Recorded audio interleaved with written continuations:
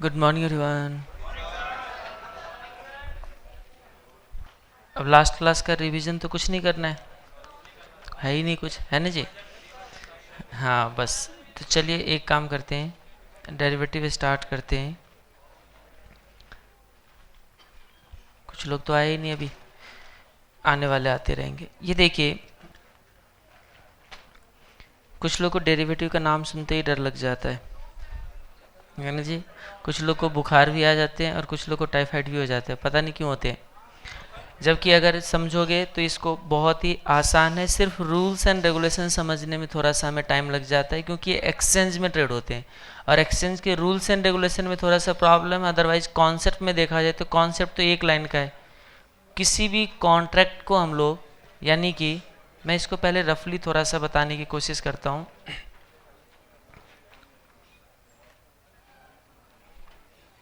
तब तक कुछ लोग आ भी रहे, हम लोग तब तक रफली डिस्कस कर लेते हैं।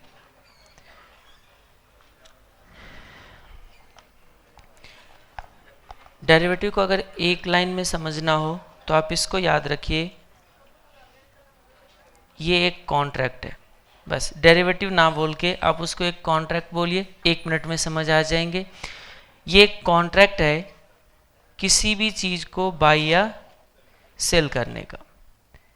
ठीक है जी, बाई सेल करने का जो कॉन्ट्रैक्ट है वो डेरिवेटिव है। अब या तो ये बाई आपका एक राइट भी हो सकते हैं कि ये आपको राइट्स प्रोवाइड करे कि हाँ ये हमारे पास राइट्स है, हम मर्जी है तो खरीदेंगे, नहीं मर्जी है तो नहीं खरीदेंगे।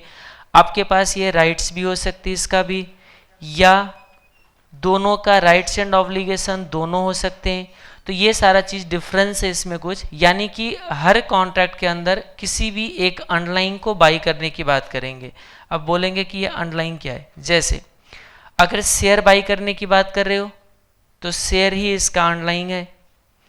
अगर आप करेंसी बाई करने की बात कर रहे हो तो करेंसी अंडरलाइन है।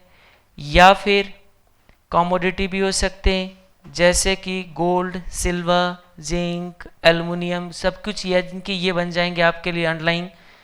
इसमें और भी आ जाते हैं, इंडेक्स भी आते हैं, जैसे सेंसेक्स, निफ्टी, बैंक निफ्टी, ये भी सारा चीज़ खरीदने का कॉन्ट्रैक्ट कर सकते हो आप। तो इस चीज़ को हम लोग, यानी कि कॉन्ट्रैक्ट बाई सेल करने का हो गया कि आपके लिए डेरिवेटिव। अब कॉन्ट्रैक्ट है तो फ्यूचर डेट के लिए ही होगा, बोलिए।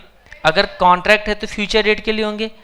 मान लीजिए आपके पास, देखिए कितने चॉइस है। आप कहते हो कि आज से 3 महीने के बाद मैं कोई चीज़ बाई करूंगा, से शेयर बाई करने की बात कर रहे हो आप, तो 3 महीने बाद कुछ भी रेट हो जाए आपको शेयर बाई करना ही पड़े। अगर करना ही करना है तो उस केस में ये बन जाएगा हमारे लिए फ्यूचर। उस अग्रीमेंट का नाम है हमारा फ्यूचर। नहीं मर्जी हो तो बाई करेंगे, ना मर्जी हो तो नहीं बाई करेंगे, फिर उसको हम लोग क्या कहते हैं, ऑप्शन। तो अब देखिए, हाँ जी, आपको अगर बाई करना ही पड़े, कमिटमेंट कर ली तो आप उससे पीछे नहीं हट सकते अगर, तो उस कॉन्ट्रैक्ट का नाम है फ्यूचर और ये डेरिवेटिव इंस्ट्रूमेंट है एक। ठीक है जी, आपको मर्जी हो तो बाई कर सकते हो। आपको लगता है कि राइट्स टू बाई, मेरा मर्जी है तो मैं बाई करूंगा, नहीं तो नहीं बाई करूंगा, तो फिर ये आ जाएगा ऑप्शन। आपके पास सब क्या आ गया, चॉइस। अब ये ऑप्शन में भी दो तरह का होता है, कॉल ऑप्शन, पुट ऑप्शन। तो बहुत सारे चीज़ है, बट हम एक साथ तो आपको सारे नहीं बताने वाले, नहीं तो सारे क्या हो जाएंगे, खिचड़ी बनना स्टार्ट होगा। तो हम देखते पहले डेरिवेटिव के एक लाइन का डेफिनेशन लिखते हैं, फिर आगे बढ़ते हैं। यानी कि फिर से दिमाग में सेट करना है, ये एक कॉन्ट्रैक्ट है बाई या सेल करने का।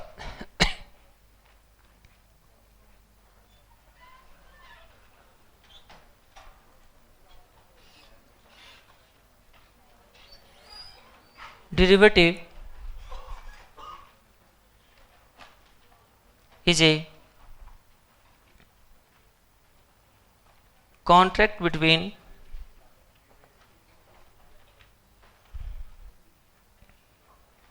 two parties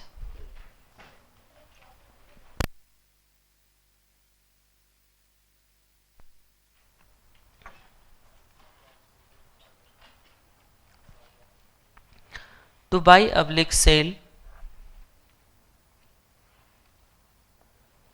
underlying at specified future date. Future date के लिए ही होते हैं, डेट आप पहले स्पेसिफाई करोगे, उस स्पेसिफाइड फ्यूचर डेट के लिए अगर कोई बाई सेल करने का कॉन्ट्रैक्ट करो तो वो हो जाएगा हमारे लिए डेरिवेटिव। अब ये अंडरलाइन क्या होता है देखते हैं। जिस चीज़ का आप कमिटमेंट कर रहे हो वो चीज़ क्या हो जाएगा इसके लिए अंडरलाइन।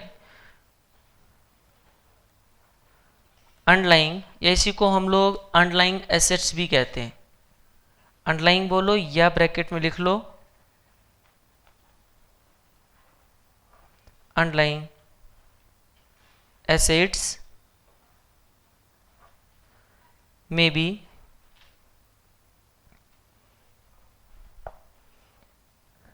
अंडरलाइन में भी ऐसे लिख देता हूं स्टॉक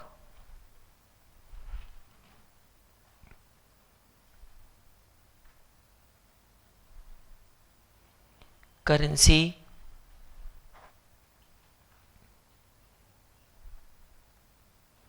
इंडेक्स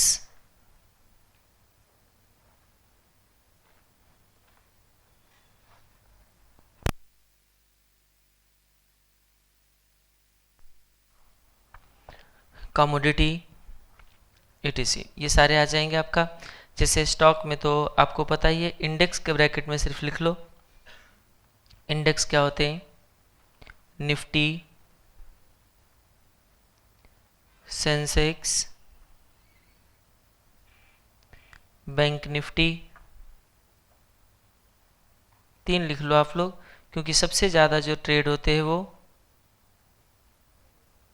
सबसे ज़्यादा निफ्टी, सेकंड नंबर पे है बैंक निफ्टी। अब ये होता क्या है ये सब मैं बताऊंगा। करेंसी पे लिख लो आप, लिखना चाहो तो इंडिया में जो ट्रेड होते हैं आपका वो 4 करेंसी ट्रेड होते हैं, यूएसडी यानी कि dollar, GBP great Britain pound जिसको आप पाउंड भी कह सकते हो, ईयूआर यूरो, और एक है Japanese yen JP Y. 4 currency India में ट्रेड होते हैं, बाकी आपको नहीं मिलेंगे। एनएससी में जो जाओगे एनएससी में या एमसीएक्स में तो ये मिलेंगे। स्टॉक में क्या लिखो, स्टॉक तो आपको पता ही है। कमोडिटी में लिख लो गोल्ड, सिल्वर etc। स्टॉक में भी लिख लो, जब एक क्यों रहेगा। किसी का लिख लो share of SBI, TCS, ITC, ये तो घटिया हो गया आजकल आईटीसी,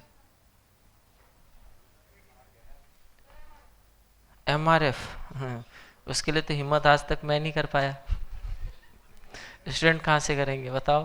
बहुत बार सोचा कि जाते एमआरएफ का कुछ कांटेक्ट करते, कांटेक्ट तो दूर की बात है, एक शेयर भी नहीं खरीद पाया अब तक।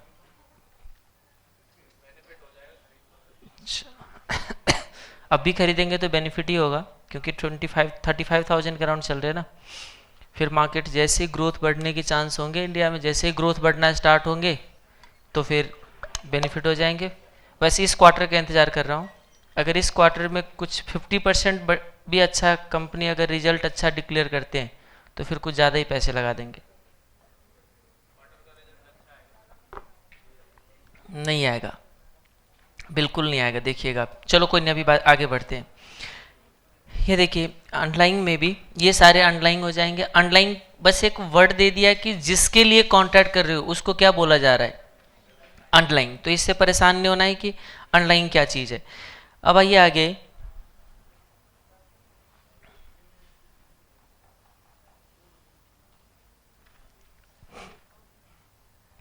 अब 2 तरह का मार्केट होते हैं, एक है ओटीसी मार्केट और एक है एक्सचेंज मार्केट। ओटीसी का मतलब ओवर द काउंटर और एक्सचेंज का मतलब जो आप एनएससी बीएससी की बात कर रहे हो। एक बार फिर से लिखना पड़ेगा ओटीसी और डेरिवेटिव। ये देखिए derivative instrument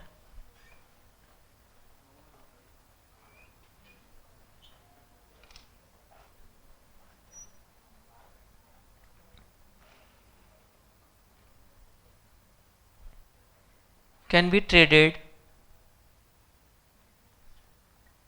in both OTC market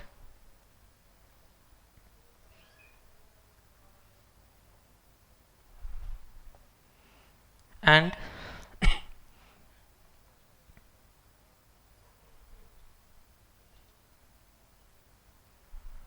exchange.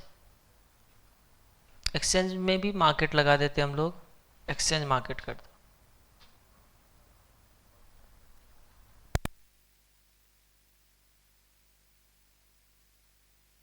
अब आपको दो चीज समझना है, ओटीसी क्या है एंड एक्सचेंज क्या है। कितने को लगता है कि ओटीसी एंड एक्सचेंज नहीं पता है? ना पता होने वाले हैंडेज करेंगे, हैंडेज करो फिर आपको आंसर मिलेंगे, नहीं हैंडेज करोगे तो आंसर नहीं मिलेंगे, क्योंकि मैं 2 बार बता चुका हूँ इसको। फिर भी अगर लगता है कि आप नहीं पढ़े उस टाइम, किसी रीजन से मिस हो गया या आप नहीं थे उस टाइम, तो फिर मैं आपको एक्सप्लेन कर दूंगा, मुझे 2 मिनट लगेंगे। हैंडेज करना फिर से, नहीं पता होने वाले बेशरम, ये क्या क्या कहते हैं, आपका नाम ही भूल गया फिर से मैं, हाँ हाँ आप ही को बोल, क्या चीज, ललित। आपको क्यों नहीं पता? तो भूल गया तो हैंडेज करने की अभी ना, जो फॉरेन एक्सचेंज से ज्वाइन किया है उसको वो कैसे भूल सकता है। चलो ये देखिए, ओटीसी का मतलब ओवर द काउंटर, तो मैं यहाँ पे एक्सप्लेन कर दे रहा हूँ। देखिए पहले यहाँ पे मैं लिख देता हूँ एक OTC market,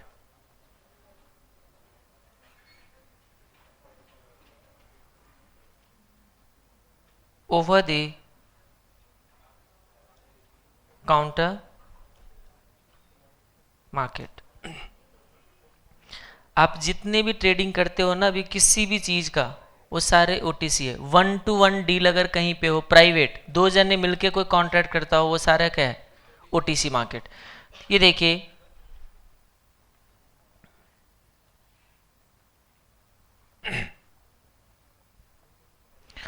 market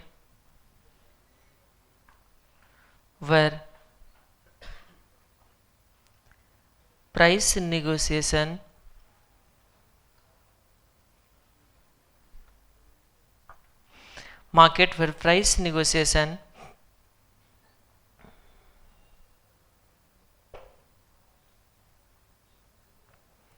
would be made privately between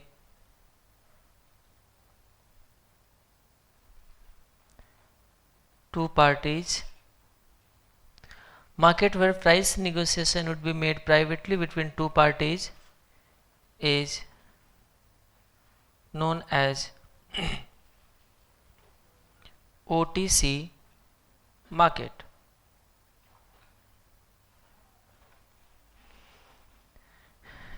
जितने भी मार्केट आप देख रहे हो अभी, किसी भी का भी नेम ले लो, सब आपके लिए क्या है, ओटीसी है। क्योंकि वहां पे आप पहुंच गए मॉल में कोई चीज़ खरीदने, क्या 1-to-1 डील कर रहे होते हो? पहुंच गए सब्जी मार्केट में शाम को सब्जी खरीदने, 1-to-1 डील करते हो? क्योंकि आप वहां पे तीसरा आपको आके प्राइस का इन्फ्लुएंस नहीं करवाते, जहां पे बोली लगा के प्राइस डिसाइड हो। जैसे आप पहुंच गए कोई चीज़ परचेज करने, आप कहते हो कि मान लीजिए ऑक्शन जो है, ऑक्शन की तरह अगर कोई ट्रेड होता है तो वो क्या बन जाएगा, एक्सचेंज। और वो कुछ के लिए ही मैं बता रहा हूँ, बाकी सबको ऑलरेडी बता चुका हूँ। मान लीजिए आपको लगता है कि ये मोबाइल ट्रेड करना है, आप पहुंचे, आप कहते हो कि एक्स अमाउंट, दूसरा कहते रुको रुको मैं इसके लिए पे करना चाहता हूँ वाई अमाउंट, तीसरा कहते रुक जाओ आप, मैं देना चाहता हूँ जेड अमाउंट। अब मुझे बताइए, मैं गया खरीदने, मेरा प्राइस तो है ही नहीं यहाँ पे क्या हो रहा है, 2-3 तो और मेरे से ज्यादा प्राइस पे इसको खरीदने के तैयार हो गए, और बेचने वाले भी ऐसे ही अपना प्राइस क्या कर रहे हैं, वहां पे बेचने वाले भी लड़ रहा है।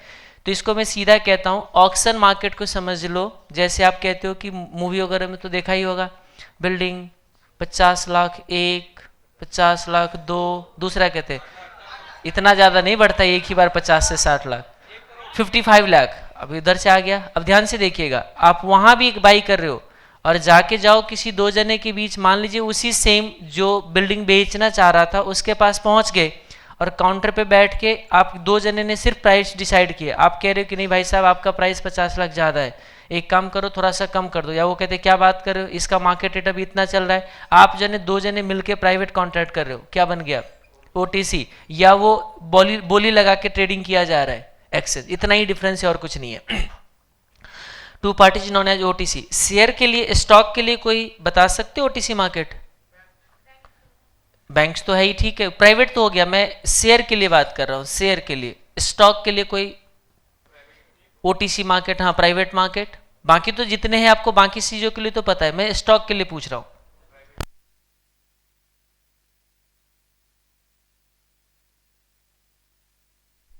हाँ जी, प्राइमरी मार्केट ओटीसी नहीं कह सकते, नहीं बताया था क्या पहले? नहीं बताया था। चलो देखिए, एग्जाम्पल ऑफ दूसरे कमोडिटी वगैरह की तो सारे मार्केट है आपका, जितना भी डे टू डे में जितने आप ट्रेड करते हो सारा कौन सी है? ओटीसी। इसके लिए ऐसा नहीं कि एक मार्केट होना ही चाहिए, आप जाके बैठ के दो जने वैसे मिलके बातें कर ले तब भी हम बोलेंगे ओटीसी ट्रेडेड है ये, ठीक है जी। तो example of OTC market, example of OTC market for stock trading.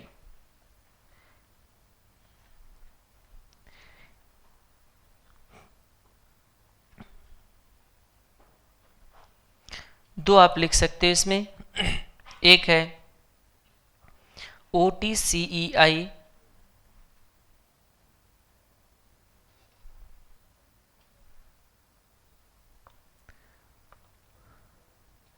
Over the counter exchange of India. Electronic है सब, जैसे आपको flipkart.com, snapdeal.com, OLX ये सारे जो मिलते हैं, वैसे ही ये शेयर के लिए है OTCEI.org आई थिंक। तो अब देखिए इसमें आप देखना चाहोगे मिल जाएगा, बट मैंने बहुत बार ट्रेडिंग करने की कोशिश किया, कॉल वगैरह भी किया, तो कहते हैं आज के डेट पे सिर्फ दिख जाता है आपको, बट ट्रेडिंग बंद हो चुका है, ठीक है, इसको आप ऐसे समझो। तो सिर्फ आपको अभी भी ये नेट पे मिल जाएंगे, अगर जैसे सर्च करोगे, ये लो मैं आपको दिखा देता हूँ।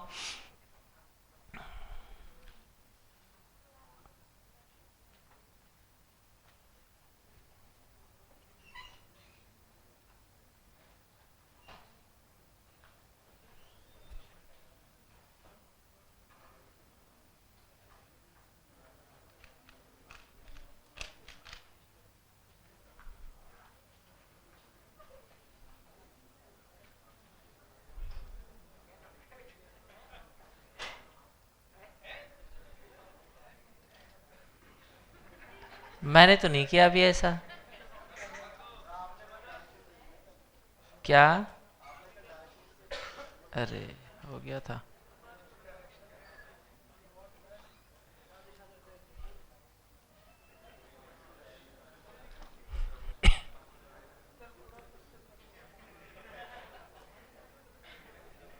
चलो इसको देखते हैं अभी। और एब्रोड का जो ओटीसी मार्केट देखोगे,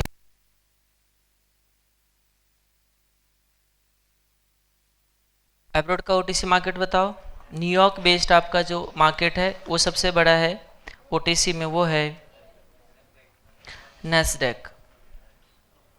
ये भी एक ओटीसी मार्केट है स्टॉक के लिए। यहाँ पे आप ये देखिए, नेशनल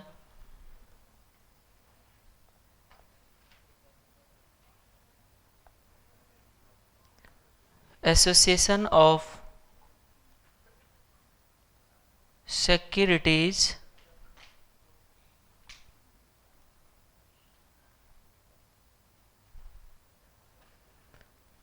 डीलर्स एसोसिएशन ऑफ, नहीं एसोसिएशन नहीं है, डीलर्स ऑटोमेटेड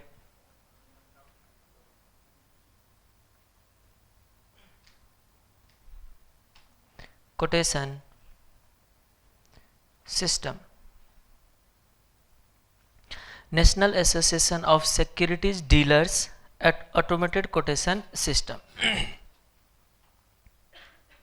ये दो आपका ओटीसी मार्केट है जहाँ पे बोली नहीं लगाए जाते बट प्राइस डिसाइड होते हैं वहाँ पे 1-to-1।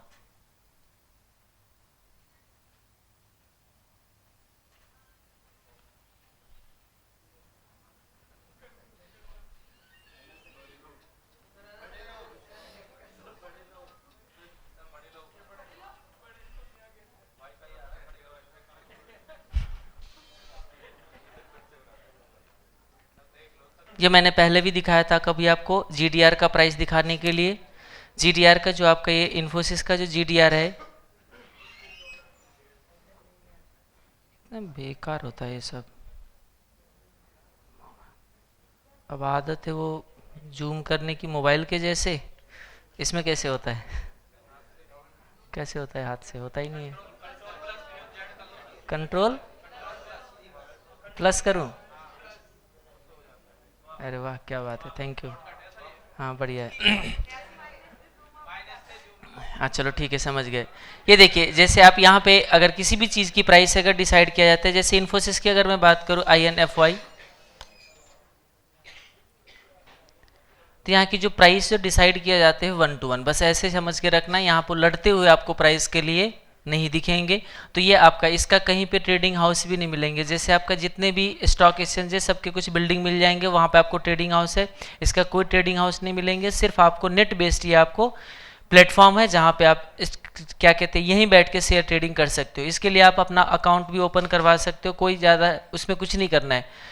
ज्वाइन नैस्डैक लिख रहा है ना, यहाँ पे ज्वाइन कीजिए, आपका प्रोफाइल बन जाएगा, आप अपना फोटो वगैरह ऐड कर सकते हो, सब चीज़ हो जाएंगे, आप प्राइस वगैरह सारा चीज़ देख सकते हो सिंपली। और उसके बाद जब आपको ट्रेडिंग करने की बारी आएंगे तो फंड ट्रांसफ़र करने होंगे। अगर आपके मान लीजिए, बट उस फंड ट्रांसफ़र करने के लिए किसी न किसी वहाँ पे चॉइस आ जाएंगे, किसी के थ्रू आप वहाँ पे क्या कर सकते हो, फंड ट्रांसफ़र करके ट्रेडिंग कर सकते हो। तो बस एक ही चीज़ याद रखना है, कुछ डिफरेंस नहीं है, सिर्फ डीलिंग कैसे होते हैं 1-to-1। ये देखिए इंडिया का जो मैं बात कर रहा था, ये OTCEI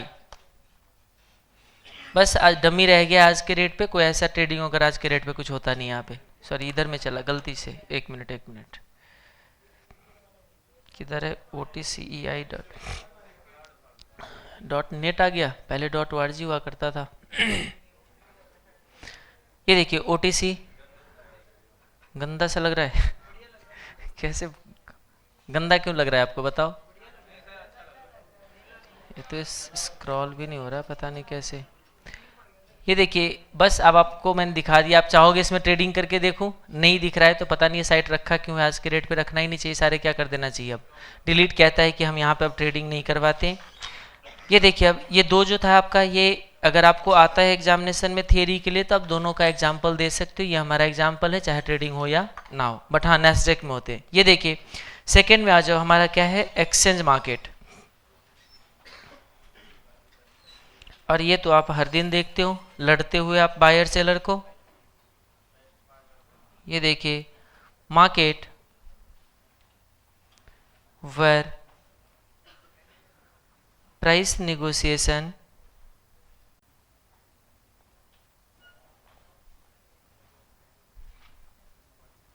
would be made publicly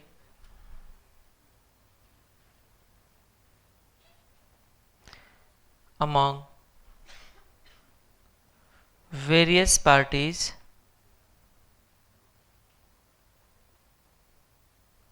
market where price negotiation would be made publicly among various parties is known as exchange। Example दे दीजिए।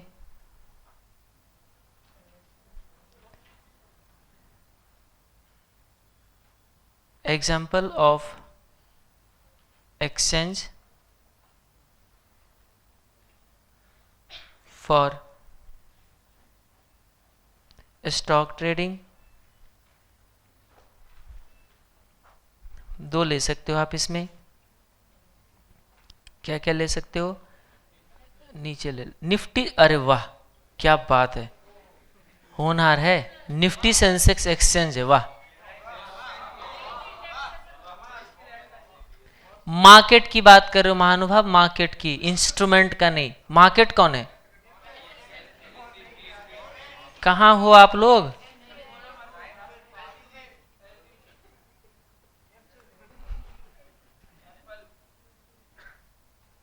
National stock exchange, BSE,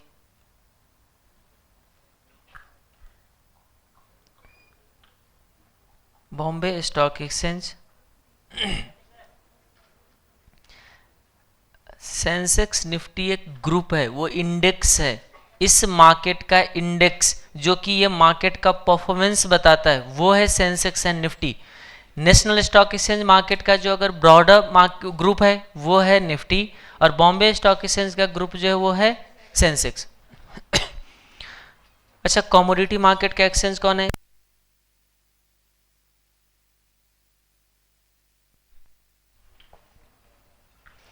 example of exchange for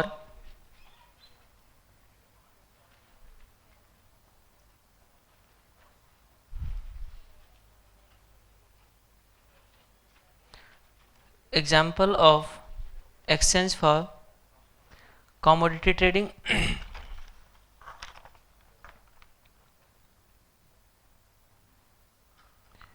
commodity trading के लिए कौन कौन ने बताइएगा? MCX क्या है full form? Multi commodity exchange, और NCDEX क्या है ये?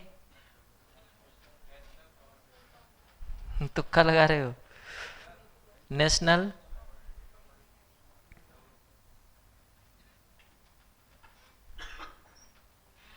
कमोडिटी एंड डेरिवेटिव एक्सचेंज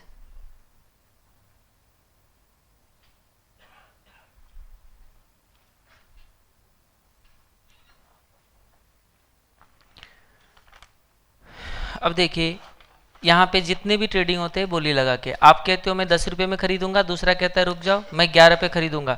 अब आप क्या हो जाते हो वहाँ पे पीछे, और पहले 11 वाले का अगर खरीदना हो जाए तो हो सकता है आपका नंबर बाद में आएंगे, सिर्फ बोली लगाना, ऑक्शन होना।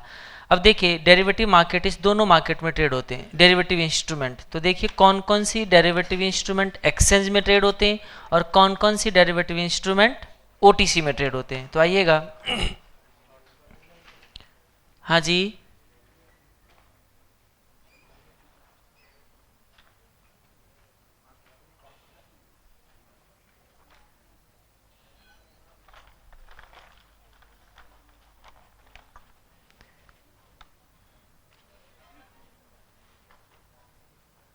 Derivative instrument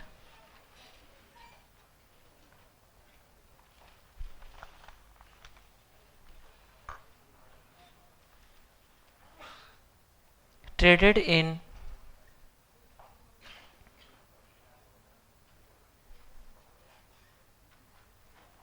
exchange, derivative instrument traded in exchange अब्लिक OTC, ये हेडिंग दे दिया मैंने। ये देखिए डेरिवेटिव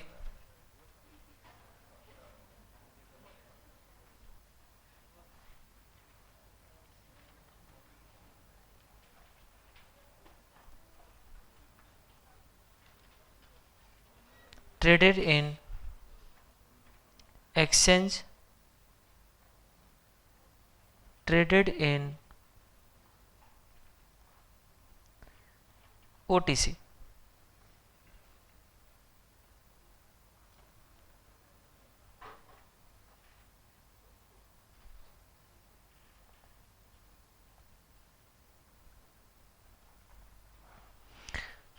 यहाँ तो आप 3 देखोगे,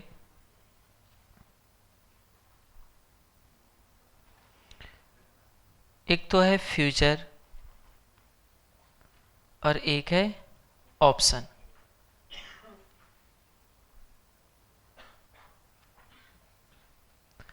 ऑप्शन के अंदर दो है, एक है कॉल ऑप्शन और दूसरा है पुट ऑप्शन। सब बताएंगे, सब ट्रेडिंग करके भी हम लोग देखेंगे।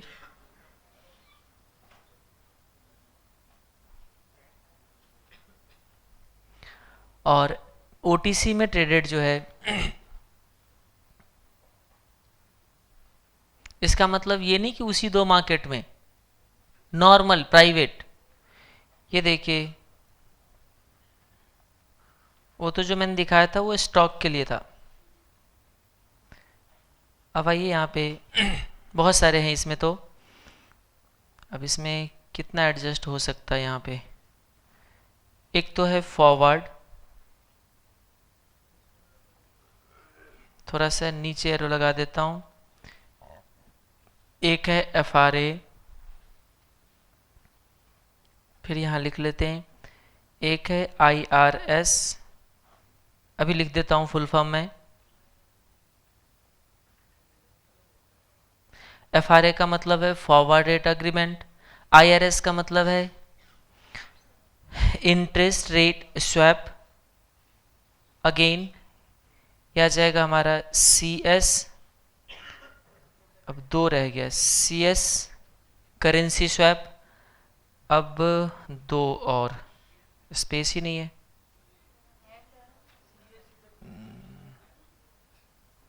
और नीचे लिख लो, और ये आ जाएगा हमारा स्वैप्सन। लास्ट में एक स्वैप्सन, ये है कैप्स, फ्लोर एंड कॉलर। तो देखा जाए तो ओटीसी डेरिवेटिव का ही इंस्ट्रूमेंट ज़्यादा है, तो नहीं है? ओटीसी इंस्ट्रूमेंट का, ओटीसी मार्केट का इंस्ट्रूमेंट ज़्यादा है, तो इसमें ज़्यादा टाइम लगनी चाहिए ना। बट इसमें कम टाइम लगेंगे, इसलिए क्योंकि आप पहले ऑप्शन एंड फ्यूचर देख चुके रहोगे। हाँ, अगर ऑप्शन फ्यूचर ना समझा हो तो फिर ज़्यादा टाइम लगेंगे। ये हम अलग पार्ट में पढ़ेंगे जी इसको। इस सब को हम ओटीसी डेरिवेटिव चैप्टर में पढ़ेंगे 6 क्लास लगा के। इसके लिए 6 क्लास लगेंगे आपको। ये सारे अलग इंस्ट्रूमेंट है। इस सब का अंडरलाइन, करेंसी स्वैप को छोड़ दो तो इस सब का अंडरलाइन इंटरेस्ट रेट है। इंटरेस्ट रेट अभी जो देख रहे हो, इसमें स्टॉक होंगे, करेंसी होंगे, कमोडिटी होंगे, इंडेक्स होंगे, इस सारे के लिए। बट यहाँ जाओगे तो इस सब में फॉरवर्ड का भी हो सकता है, बट जैसे एफआरए हो गया, इसका अंडरलाइन इंटरेस्ट रेट है। इंटरेस्ट रेट स्वैप में भी इंटरेस्ट रेट है, कैप्स फ्लोर कॉलर में भी इंटरेस्ट रेट है, स्वैप्सन में भी इंटरेस्ट रेट है। तो इसीलिए ये थोड़ा हटके इन लोगों का ट्रीटमेंट हो जाता है, तो हम अलग से पढ़ेंगे। अभी हम जो देख रहे हैं ये है एक्सचेंज ट्रेडेड, क्या कहते हैं, डेरिवेटिव। तो आइए इधर पहले तो लिख दो यहाँ पे वेर। फॉरवर्ड तो कुछ लोग पढ़ भी चुके हैं इसमें से, ये पढ़ चुके हो, ये पढ़ चुके हो कहाँ पे, फॉरेन एक्सचेंज में, जहाँ पे हमने करेंसी का फॉरवर्ड किया था। ठीक है जी, तो कुछ नहीं करना है आपको, बस कॉन्ट्रैक्ट करने। अब ये देखिए फिर एफआरए लिखना। एफआरए का मतलब फॉरवर्ड रेट अग्रीमेंट। आईआरएस का मतलब है इंटरेस्ट रेट स्वैप। उसके बाद देखिए सीएस करेंसी स्वैप, और बाकी तो है ही।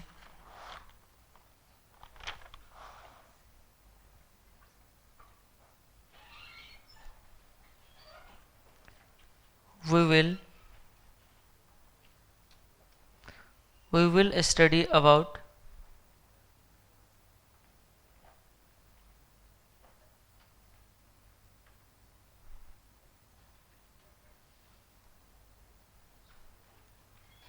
OTC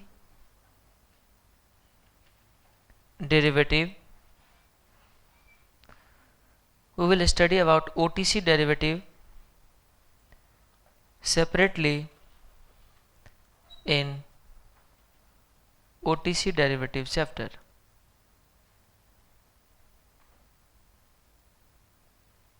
ये अलग से हमने इसको चैप्टर बना रखा है OTC डेरिवेटिव का, क्योंकि उसमें भी बहुत क्वेश्चन पूछा है अभी रिसेंट एग्जाम में।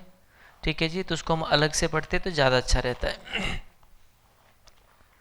तो अब आ जाइए एक्सचेंज ट्रेडेड डेरिवेटिव पे।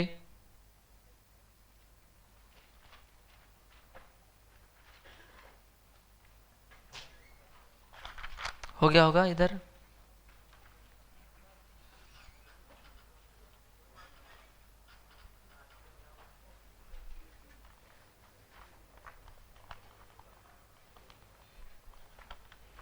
जो भी 120 डिग्री पे बैठे हो ना, अभी तो ठीक ठाक लग रहे हो।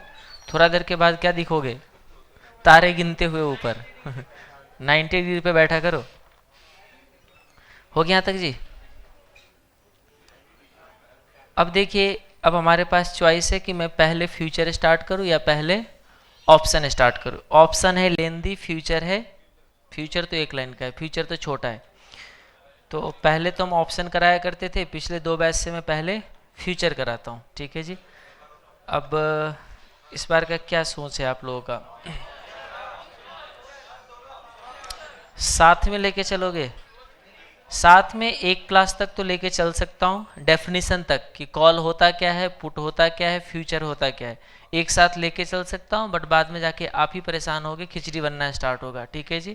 तो देखिए, छोटा सा दिमाग है, उसको हमें धीरे धीरे से उसमें चीज़ डालेंगे ना तो सेट हो जाएगा।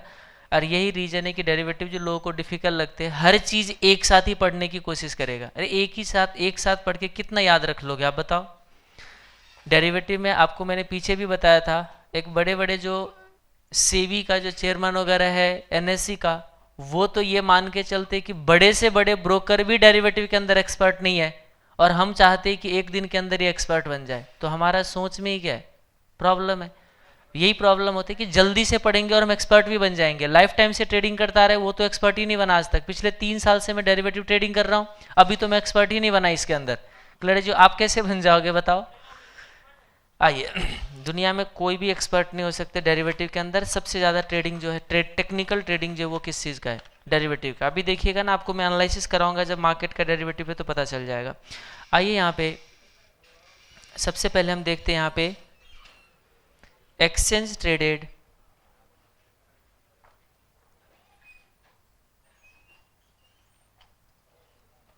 डेरिवेटिव। ठीक है जी। तो एक्सचेंज ट्रेडेड डेरिवेटिव में पहला हम लोग लेते हैं, ये लिख लो फ्यूचर। कोई नहीं, अगर डेफिनेशन समझना चाहोगे तो मैं डेफिनेशन तीनों का एक साथ करवा दूंगा पहले बार, कोई दिक्कत नहीं मुझे। आइए, फ्यूचर में it is a contract between two parties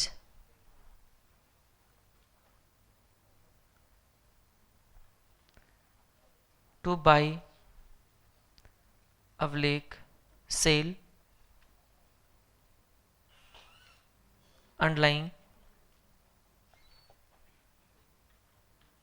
at a specified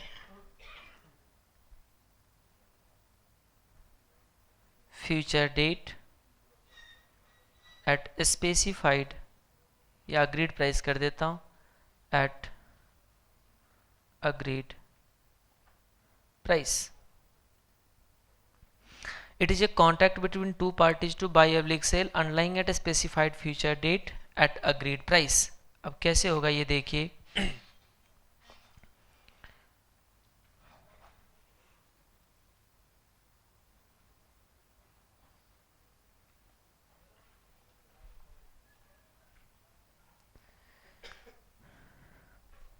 कैसे होता है कॉन्ट्रैक्ट, ये देखिए। चलते थोड़ा देर के लिए हम लोग मार्केट में, एनएससी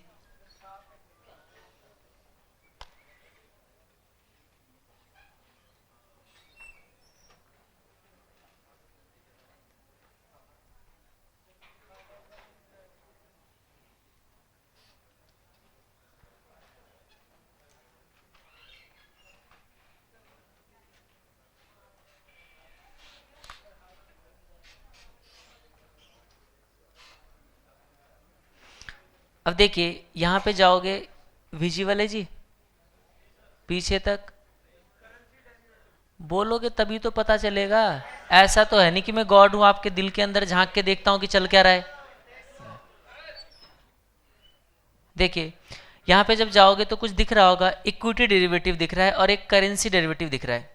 मैं इक्विटी डेरिवेटिव पे चले गए और यहां पे मैंने किसी एक स्टॉक का नेम डाल दिया, ठीक है, से SBI, state bank of India. मैंने इस पर क्लिक कर दिया। वैसे HDFC भी ले सकते हो, कल HDFC का क्या आना है, रिजल्ट आना है। एक्सिस बैंक को भी कल नहीं आना, आई थिंक कल ही आना है। चलो कोई नहीं, कल या परसों आने होंगे, परसों तो इन्फोसिस का भी आएगा। ये देखिए स्टेट बैंक ऑफ इंडिया, ये कुछ दिख रहा है अब आपको,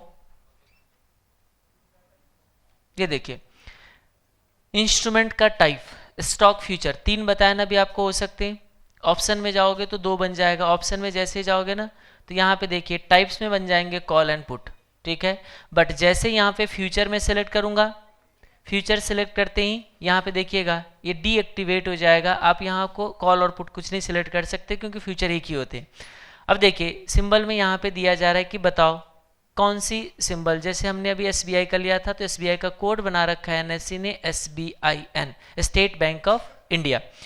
अब एक्सपायरी डेट यही है, फ्यूचर डेट कौन सी फ्यूचर डेट की आप बात कर रहे थे, 30 जुलाई को, 27 अगस्त को, 24 सितंबर। आपको जो स्टॉक एक्सचेंज में इंडियन मार्केट में जो आपको ट्रेडिंग होते हैं स्टॉक के रिगार्डिंग या स्टॉक एंड इंडेक्स के रिगार्डिंग जो ट्रेडिंग होंगे वो नेक्स्ट 3 मंथ के लिए ट्रेडिंग होंगे। बट यही करेंसी के लिए जाओगे तो नेक्स्ट 1 ईयर के लिए ट्रेडिंग होता है, यानी कि आने वाले दिन के 1 साल आगे तक के कॉन्ट्रैक्ट कर सकते हो करेंसी के लिए, और जो मैंने पहले आपको भी दिखाया था, ठीक है जी। जैसे यहीं पे आप अगर जो ऊपर लिया था यहीं पे USD अगर मैं डालूंगा तो ये कितने साल तक का ऑप्शन आ जाएगा आपके पास, 1 साल।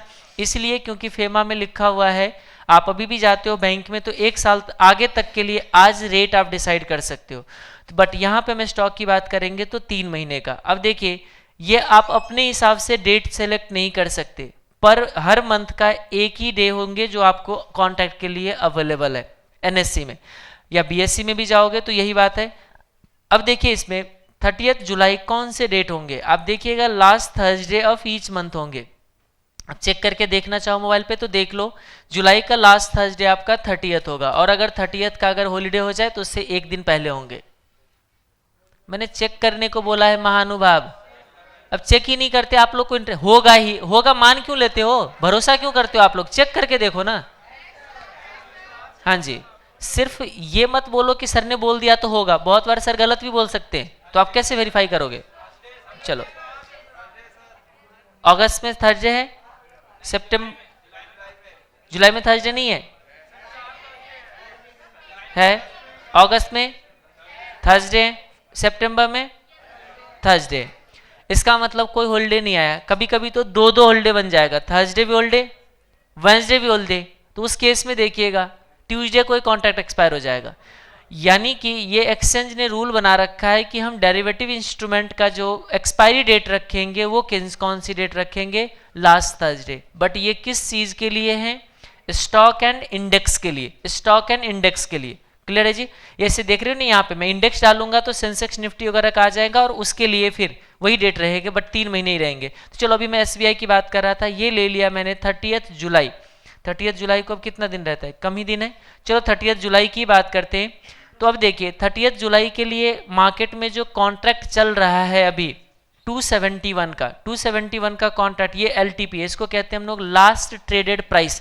ट्रेड किया हुआ प्राइस का मतलब लास्ट कॉन्ट्रैक्टेड प्राइस भी कह सकते हो, क्योंकि जब कॉन्ट्रैक्ट किया जाता है तो वहां पे बोली लगाए जाते हैं, बायर किसी और रेट पे बोली लगा रहे होते हैं, सेलर किसी और रेट पे बोली लगा रहे होते हैं, बट जिस रेट पे जाके प्राइस मैच होता है, ये देखिए यहां है बायर और सेलर का ऑर्डर, ये दिख रहा है आपको। ये एक कोई बायर था जो 1000 क्वांटिटी बाई करना चाह रहा है, कहता है देखो भाई मैं तो 271 पे, एक्सचेंज की बात कर रहा था ना, लड़के प्राइस डिसाइड करना, आप देखिए लड़ते हुए प्राइस डिसाइड हो रहा है, ये ऊपर वाले प्राइस।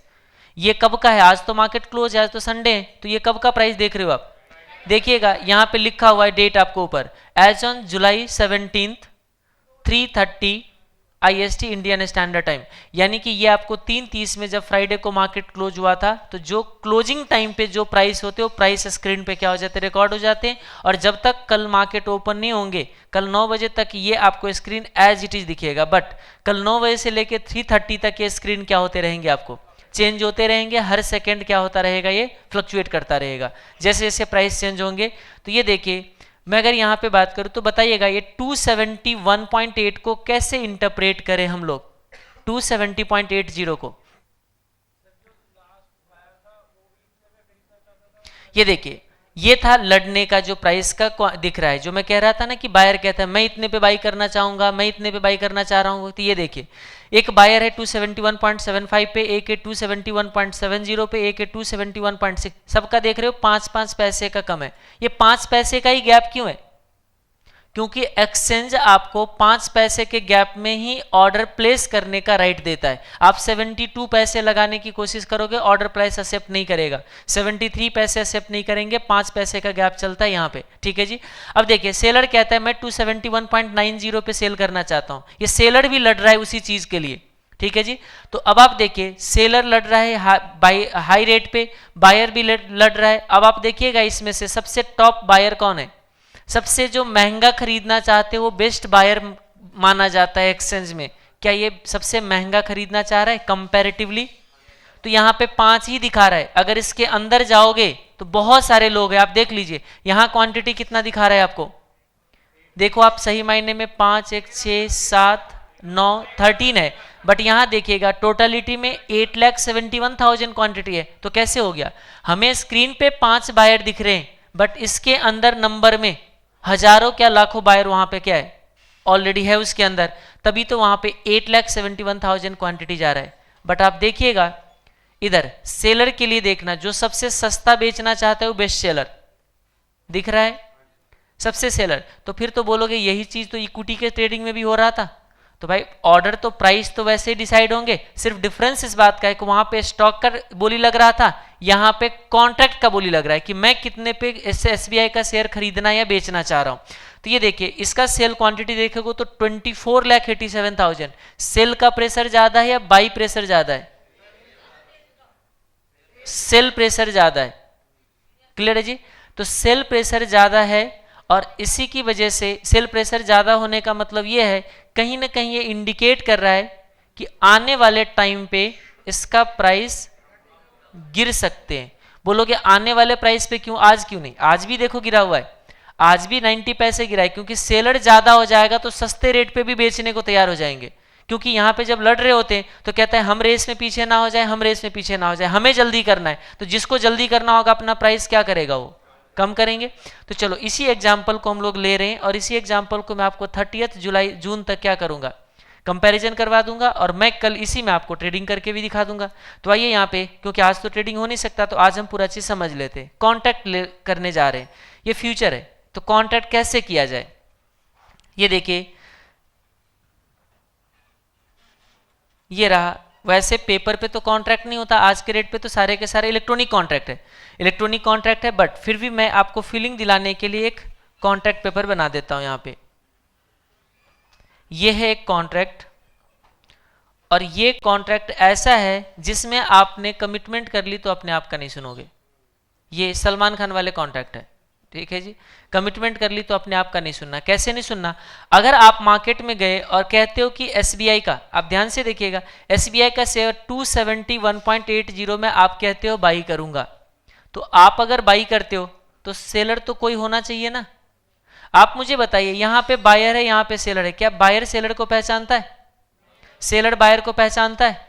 तो नहीं पहचानता है, तो आप कैसे भरोसा करके आप वहां पे जा रहे हो कॉन्ट्रैक्ट करने। मान लीजिए मैंने बोला कि मैं SBI का शेयर बाई करना चाहता हूं 271 पे, अभी मैंने कमिटमेंट कर ली, और 30 जुलाई को जाके SBI का प्राइस हो गया 10 रुपये का, किसी रीजन से कोई फ्रॉड उसके सामने आ गया, पब्लिक के सामने SBI का फ्रॉड सामने आया। अब मुझे बताए प्राइस गिरेगा या नहीं गिरेगा? गिरना है। मान लीजिए 10 रुपये का बच गया, अब तो मैंने कमिटमेंट किया था कितने का, 271 का, मैं बाई करना पसंद करूंगा या नहीं? नहीं, मैं कहता हूं छोड़ो हटाओ, मुझे नहीं बाई करना, एड्रेस ही तो बस चेंज करना है। कितने टाइम लगते हैं एड्रेस चेंज करने में? 1 मिनट लगेंगे, 1 दिन लगेंगे, 1 दिन में एड्रेस चेंज कर देते, मोबाइल चेंज कर लेते, जाके आके ट्रेस कर लो, कोई नहीं ट्रेस कर पाएगा, मैं सही कह रहा हूँ? अगर नियत आज के रेट पे लोगों का बुरा हो जाए तो कोई कुछ नहीं कर सकता है, ठीक है जी। तो यही चीज मतलब हो गया। तो मैं कहता हूं मैं भाग जाऊं, तो जिसने बेचा था अब उसका क्या होगा? किसी एक एक्सचेंज यहां पे नहीं होते, एक्सचेंज सिर्फ मीडिएटर है, सिर्फ दो को मिलवा रहा है, याद रखिएगा। अभी भी बाई कर रहा है या सेल कर रहा है। अच्छा, इसका तो प्राइस मैंने एक्सप्लेन किया ही नहीं, ये कैसे आया फिर 271.80? देखिए, कुछ को कुछ पूछना हो तो आप पूछ सकते हो, ये मत आप सोच के चलना कि मैं हर चीज को एक्सप्लेन करूंगा, क्योंकि ये जो स्क्रीन है, इस स्क्रीन को मैं पिछले 15 दिन से एक्सप्लेन कर रहा हूं। क्लियर है जी? जब से मैंने टाइम वैल्यू स्टार्ट किया था तब से ही मैंने इस स्क्रीन को एक्सप्लेन कर रहा हूं, और इस पे मैं इक्विटी का बहुत सारे ट्रेडिंग करके हर एक एक पॉइंट पे भी बता चुका हूं। तो जो अगर मान लीजिए कुछ लोग नहीं थे, कहीं ऑडिट आउट स्टेशन ऑडिट चले गए थे, बहुत दिनों से इंतजार कर रहे थे कि नए चैप्टर आए यहाँ से मैं ज्वाइन करूंगा, तो डेरिवेटिव का लिंक नहीं बनता पीछे का। अभी जो पढ़े हो time value, bond valuation, share valuation, इसका कोई लिंक नहीं है। आप कुछ नहीं भी जानते हो तब भी आप समझ सकते हो।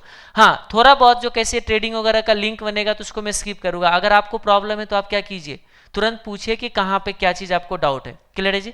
तो मैं फिर से ये कह रहा हूं कि ये प्राइस कैसे है, मैं 1 मिनट में बता देता हूं। ये जो बेस्ट बायर और बेस्ट सेलर, ये पेंडिंग है, ये नंबर में लगा हुआ का ऑर्डर फॉर्म है। ये इसका प्राइस अभी ट्रेडिंग कंफर्म हुआ नहीं था, कांटेक्ट करने की कोशिश कर रहा था, बट कोई सेलर बेचने को तैयार नहीं था। तो इन लोगों का जो कॉन्ट्रैक्ट है ये एग्जीक्यूट नहीं हुआ है, सिर्फ नंबर में लगा हुआ है।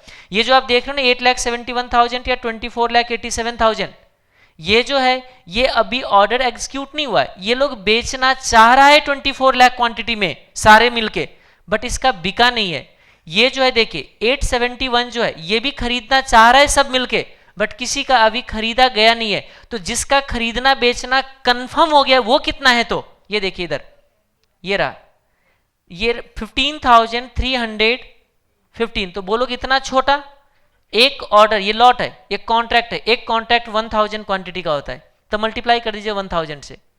थोड़ा कोशिश कीजिए, एनर्जी दिखाओ, दिख नहीं रहा एनर्जी बिल्कुल। अभी थक गए तो पूरा 18 क्लास थके रहोगे, याद रखिएगा, बहुत लंबा सफर है डेरिवेटिव का। ये देखिए, इसका मतलब ये है कि ये सारे जो क्वांटिटी दिख रहा है ये पेंडिंग है, जिसका ऑर्डर कंफर्म हुआ नहीं है। तो ऑर्डर कंफर्म जो हो चुका है वो कितना है, इसमें 1000 से आप क्या कीजिए, मल्टीप्लाई कीजिए, क्योंकि वन कॉन्ट्रैक्ट, इसका जो लॉट साइज ये देखो लिखा हुआ है मार्केट लॉट, जो ये कितना है 1000 का। तो 1000 का अगर मार्केट लॉट है तो इसका मतलब ये कॉन्ट्रैक्ट है, तो इसको मल्टीप्लाई कर दो। इतना क्वांटिटी ट्रेड हो चुका है।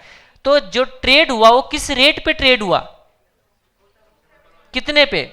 बिल्कुल नहीं, 270 रुपये 80 पैसे से लेके 275.85 इतने रेंज में ट्रेड हुआ है। वो जो आपको दिख रहा है ना 15,315 कॉन्ट्रैक्ट, जो 1000 के एक कॉन्ट्रैक्ट है, उसका जो ट्रेडिंग किस रेट पे हुआ है, तो आज पूरे होल डे में, यानी कि फ्राइडे को होल डे में कम से कम प्राइस कितने डिसाइड किया गया, 270.80, और ज्यादा से ज्यादा 274.85। ये लो और हाई, ये एक दिन का लो और हाई है। जबकि पहला ट्रेडिंग जो हुआ था, ओपनिंग बताता है मार्केट स्टार्ट होते का पहला ट्रेडिंग। देखिए, इक्विटी का ओपनिंग का मतलब कुछ और होते है, मैंने ओपनिंग आपको एक्सप्लेन करा था इक्विटी में, ठीक है जी, वहां पे कुछ और कंडीशन होता है इक्विटी के ओपनिंग का। बट डेरिवेटिव के ओपनिंग बहुत आसान है। 9:15 पे जैसे ही मार्केट ओपन होते हैं तो उसका जो पहला ट्रेडिंग है, पहले बायर और सेलर का जो एक प्राइस मैच होंगे, पहला ट्रेडिंग वो कौन सी होता है, ओपनिंग, ठीक है। और ये क्लोजिंग प्राइस क्या होंगे, फिर ये बताया था आपको। मार्केट कितने बजे क्लोज होते हैं, 3:30 पे मार्केट क्लोज होते हैं। तो 3 PM से लेके 3:30 PM तक का जो ट्रेडिंग हुआ होगा, प्राइस तो फ्लक्चुएट होंगे। क्यों फ्लक्चुएट होंगे, कभी बायर महंगे रेट पे खरीदना पसंद करेगा, कभी सेलर महंगे रेट पे बेचना पसंद करेगा। ये बोली जो लग रहा होता है, ये ऑर्डर फॉर्म जो दिख रहा है ना आपको, ये ऑर्डर फॉर्म, ये चेंज होने की वजह से ये प्राइस फ्लक्चुएट होते रहते हैं। तो 3 PM से 3:30 PM का जो एवरेज होंगे वो क्या आ जाता है, क्लोजिंग में। बट ये जो आपको प्राइस दिख रहा है 271.80, ये लास्ट ट्रेडिंग है। 3:30 PM का जो मार्केट क्लोज हुआ था, क्लोज किसके ट्रेडिंग के बाद क्लोज हुआ था, तो ये 271, ठीक है जी। तो ये आपका जो है बोली लगने वाला है। अगर आप पूरा होल डे का प्राइस देखना चाहोगे तो ये देखिए, ग्राफ से भी देख सकते हो आप कि कैसे मार्केट फ्लक्चुएट हुआ था उस टाइम पे, उस दिन पे। ये देखिए ये कुछ दिख रहा है कि मार्केट ओपनिंग हुआ 272 पे, फिर ऊपर गया 274 तक, फिर नीचे गिरते गिरते इस तरीके से आपको पूरे होल डे का ट्रेडिंग बताया जा रहा है। यानी कि लड़ने का प्राइस है ये, कभी ज्यादा रेट पे कंफर्म हुआ प्राइस तो कभी कम रेट पे। इसीलिए हम इस प्राइस को क्या नाम देते हैं, इसको क्या बोलते हैं हम लोग, इस 271 को LTP, लास्ट ट्रेडेड प्राइस। और ये सब क्या LTP है? नहीं है, ये पेंडिंग ऑर्डर का प्राइस है, जिसका ऑर्डर कंफर्म अभी नहीं हुआ और मार्केट क्या हो गया, क्लोज हो गया। तो क्या ये लोग अगले दिन कंटिन्यू करेगा? अब बिल्कुल नहीं, एक्सपायर हो चुका है सबका कॉन्ट्रैक्ट। अब इन लोगों को फिर से अगर कॉन्ट्रैक्ट करना है तो अगले दिन फिर एक नया ऑर्डर मार्केट में क्या करने होंगे, प्लेस करने होंगे। ठीक है जी, ये सारे एक्सपायर हो चुका है, क्योंकि मार्केट का रूल है फ्राइडे को डाला गया ऑर्डर अगर एग्जीक्यूट ना हो, यानी कि उसको कॉन्टैक्ट ना कर पाए, तो ये कब एग्जीक्यूट होंगे, कब एग्जीक्यूट होंगे? आगे कहते नहीं, आपका क्या हो गया, फ्राइडे को एक्सपायर हो गया, अब मंडे को जब मार्केट क्लोज ओपन होंगे तो आपको क्या करने होंगे, फिर से नया। तो चलो इसी 271 को बेस बना के मैं बताने की कोशिश कर रहा हूं कि क्या कहना चाह रहा था ये। हाँ जी,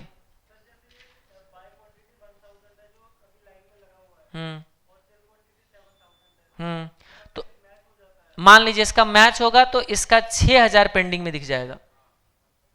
ठीक है, इसका 6000 पेंडिंग रह जाएगा और इसके ऑर्डर के जो ऑर्डर फॉर्म होंगे ना, वहां पे लिखा हुआ दिखाएगा पार्टली एग्जीक्यूटेड। पार्टली एग्जीक्यूटेड का मतलब मैं 7000 बेचना चाह रहा था, बट खरीदने वाले कितने के लिए तैयार हुआ, 1000, तो मेरा 1000 बिक चुका है, बचा हुआ 6000 फिर और किसी और के साथ मैच होंगे, नहीं मैच होंगे तो पार्टली एक्सपायर हो जाएगा। हाँ, तो फिर होंगे एग्जीक्यूट, नहीं तो फिर मैं नंबर में लगा रह जाऊंगा, मेरा नंबर वैसे चलता रहेगा। तो आइए मैं अब क्या कर रहा हूं, उसी चीज को एक्सप्लेन कर रहा हूं कि वो 271 क्या कहना चाह रहा था। 271 रुपीज 80 पैसे। आइए यहां पे,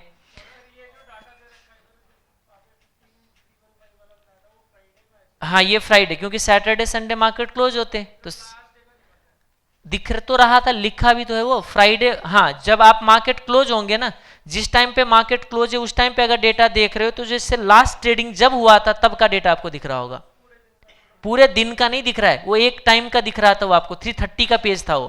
पूरे दिन के लिए तो आपका रेंज बनता है ना, एक तो पूरे डेट का तो ग्राफ दिखाया ना मैंने आपको। हाँ, पूरे उस दिन का है, उस दिन का क्वांटिटी है 15,000, एक दिन का कॉन्ट्रैक्ट है। अगर पूरे आज तक कितना ट्रेडिंग हुआ तो ये सारा है ना अभी बताने के लिए मुझे, ये जो दिख रहा है ना ये सारा चीज अभी जिस पे मैंने एक्सप्लेन नहीं किया है, यही सारा चीज तो बताने में मुझे टाइम लग जाएंगे। ये जो ओपन इंटरेस्ट है इसमें आपको आधे क्लास लग जाएंगे इसी पे, ये ओपन इंटरेस्ट पे। बट जबकि आप मैं देखूं तो इसका कोई क्वेश्चन के पॉइंट ऑफ व्यू से एक दो बार उन्होंने पूछा है, एक बार पूछा है कि इकोनॉमिक टाइम्स में ये कोटेशन दिखा, ऐसे एक पेज बना के दे देते, कहते ये कोटेशन दिखा, क्या समझ आता है मुझे समझा दो, 5 मार्क्स ले लो। ठीक है जी, ऐसे भी क्वेश्चन आ रखा है सीएमए में, सीएमए में 2 बार आ रखा है, सीए में आई थिंक 1 बार ही आया हुआ है। तो ये देखिए, तो ये सारा चीज जो है ओपन इंटरेस्ट पे अगर देखा जाए तो बहुत ज्यादा का तो वेटेज नहीं बनता एग्जामिनेशन के लिए। बट हाँ, अगर मार्केट का बिजनेस चैनल अगर आप समझना चाहते हो, सीएनबीसी आवाज अगर एक्सपायरी के टाइम पे, तो वो तभी समझ आएगा जब सबसे पहले आपको क्या समझ आता है, ओपन इंटरेस्ट। क्योंकि जितना डिस्कशन कर रहा होगा वो डिस्कशन किस पे होंगे, open interest, open interest, open interest. तो मैं बता दूं ये क्या है, आप जो कह रहे हो ना कि एक दिन का क्वांटिटी, हाँ जी, ये एक दिन का ट्रेडिंग है। कौन सी दिन का, तो क्या ट्रेडिंग में बोलूं, कॉन्ट्रैक्ट करने का। आप बाई करने का कॉन्ट्रैक्ट कर रहे हो, मैं सेल करने का कॉन्ट्रैक्ट कर रहा हूं। तो ये जो कॉन्ट्रैक्ट हुआ है 15,315 मल्टीप्लाई बाय 1000, बट ये जो दिख रहा है आपको अब तक का ओपन इंटरेस्ट, ये क्वांटिटी में है आपका, अब तक इतने क्वांटिटी का ट्रेडिंग हो चुका है जब से अलाउ किया गया था इसका ट्रेडिंग। ठीक है, तो चलो ओपन इंटरेस्ट भूल जाओ, गलती से मैंने बीच में बोल दिया। मैं इस पे आगे में पूरे के पूरे डायग्राम के साथ एक्सप्लेन करूंगा, कैसे ये बढ़ता है, कैसे ये घटता है, क्या मतलब होता है, मार्केट में कैसे इस ओपन इंटरेस्ट पे हम डिसीजन लेते हैं, वो सारा चीज हम आगे देखेंगे। ठीक है जी sir, whether closing price at 330 will be 270.80 और 270.35 और 270.35 as 270.35 as written as close। अरे भाई साहब 35 कहाँ आया, 270.35 लिखा है इसने, उसका कहने का मतलब था आई थिंक 271.35। ये क्लोजिंग एवरेज है, ये एवरेज है, और लास्ट में जो ट्रेड हुआ था वो ये है।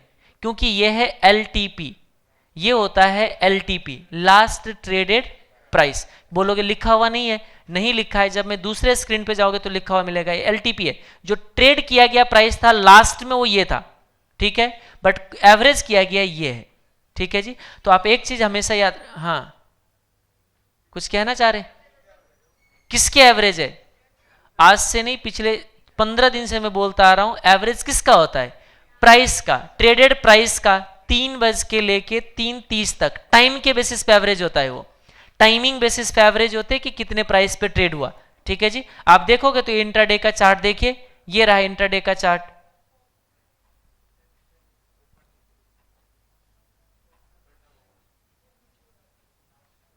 पहले कॉन्ट्रैक्ट समझ ले तो फिर हम इधर समझेंगे।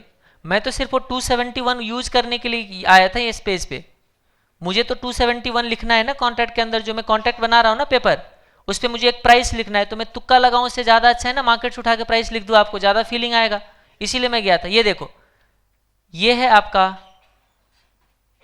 ये देखिए अब तो विजिबल होगा मेरे हिसाब से, ये देखो 3 बज रहा है, ये है 3 बजे का पॉइंट, 3 से लेके 3:30 के बीच में ये देखो पहले प्राइस क्या हुआ है? नीचे गिरा है, फिर प्राइस क्या हुआ है? ऊपर हुआ है, इसीलिए यहाँ पे एवरेज में थोड़ा सा आपको ज्यादा फीलिंग नहीं आ पाएगा, ज्यादा का चेंज नहीं है। बट कभी कभी देखिएगा 3 बजे ऊपर था और 3:30 पे प्राइस यहाँ आ गया, वहां पे फीलिंग जो आता है बहुत जबरदस्त एवरेज के लिए, क्योंकि प्राइस दिख रहा होता है सीधा, एवरेज में और क्लोजिंग में बहुत डिफरेंस होते हैं, एवरेज जो निकाला जाता है वो और लास्ट में जो ट्रेड हुआ होगा उसमें बहुत डिफरेंस होगा, क्योंकि लास्ट का प्राइस कहाँ आया? नीचे, और एवरेज इस दोनों के बीच में कहाँ होंगे? ऊपर, तो एवरेज बीच में दिखेंगे। तो चलो किसी का प्राइस अगर इस तरीके का ग्राफ बना होगा 330 में तो आपको ज्यादा फीलिंग आएंगे, तो वैसा ग्राफ दिखेंगे तो मैं आपको एवरेज को वेरीफाई करके दिखा दूंगा कि कैसे। बस एक ही चीज रखिए, लास्ट हाफ एन आवर का जो एवरेज होंगे वो क्या चीज डिसाइड किए जाते हैं एवरेज के लिए। अब इस पर ज्यादा बहस मत करो, चलो इधर आइए फिर से question, is the contract goes pending on Monday और other corresponding day except for Friday, can they be executed on the following day or every time at new contract is needed? इतना बड़े बड़े कॉन्ट्रैक्ट, ये जो message type करते हो जिसमें आप लोगों का टाइपिंग एरर भी हो जाता है, मुझे समझना, इतना दिमाग लगाना होता है, तो क्या आप पूछ नहीं सकते हो? इतना आवाज आपका इतना वैल्यूएबल है कि सुनने ना का पाए कोई, हाँ बोलोगे तो कोई दूसरा सुन लेंगे ना पड़ोसी। फिर से मैं पढ़ता हूं क्या कह रहा है, if the contract goes pending on Monday, अब आगे की बात कर रही है, अगर पेंडिंग हो जाता है मंडे को और other corresponding day except for Friday, can they be executed on following day, यानी कि उसके, ये क्या बात हो गया? आप मुझे बताओ, मंडे को पेंडिंग रह गया तो अच्छा ट्यूसडे को एग्जीक्यूट हो जाएगा, और फ्राइडे को पेंडिंग रह गया तो मंडे को एग्जीक्यूट नहीं होगा? ऐसा रूल नहीं चलता है मार्केट में। मार्केट में जैसे मंडे से ट्यूसडे का रूल चलता है वैसे ही मार्केट में फ्राइडे टू मंडे का रूल चलता है। ऐसा नहीं है कि बीच में वीकडे हमारा खत्म हो गया तो अब उसके लिए रूल बदल जाएगा, ऐसा कुछ नहीं है। डेरिवेटिव कॉन्ट्रैक्ट जो होते हैं हर डे एक्सपायर हो जाएगा, नेक्स्ट डे कैरी फॉरवर्ड आपका नहीं होगा, ये मार्केट का रूल नहीं है, ठीक है जी। मंडे को आपने ऑर्डर डाला और ऑर्डर आपका एग्जीक्यूट नहीं हुआ, इसका मतलब आपने बोली लगाया कि मैं खरीदना चाहता हूं 250 रुपए में, मान लीजिए एसबीआई का शेयर, और आपको कोई बेचने को तैयार नहीं हुआ, तो नहीं हुआ तो अब नंबर में लगे रह गए, आपका ऑर्डर क्या हो गया? एक्सपायर हो गया। तो एक्सपायर हो गया तो अब क्या करो, आप घर जाओ, अगले दिन अगर ट्रेडिंग करना है तो फिर से नया ऑर्डर डालो, और फिर एक दिन के लिए आपका क्या रहेगा, वो वैलिड रहेगा। और वो भी एक दिन का वैलिडिटी रखना या नहीं रखना वो कॉन्ट्रैक्ट का ऑर्डर फॉर्म फिल करते टाइम वहां पे सिलेक्ट करना होता है कि मैं अपना ऑर्डर एक दिन के लिए वैलिड रखना चाहता हूं, ठीक है जी। तो आइएगा यहाँ पे कॉन्ट्रैक्ट लिखना, कोई 2 पार्टी ले लीजिए आप इसमें, ए और बी, ठीक है जी। मिस्टर ए कहता है कि मैं बाई करना चाहता हूं, अग्री टू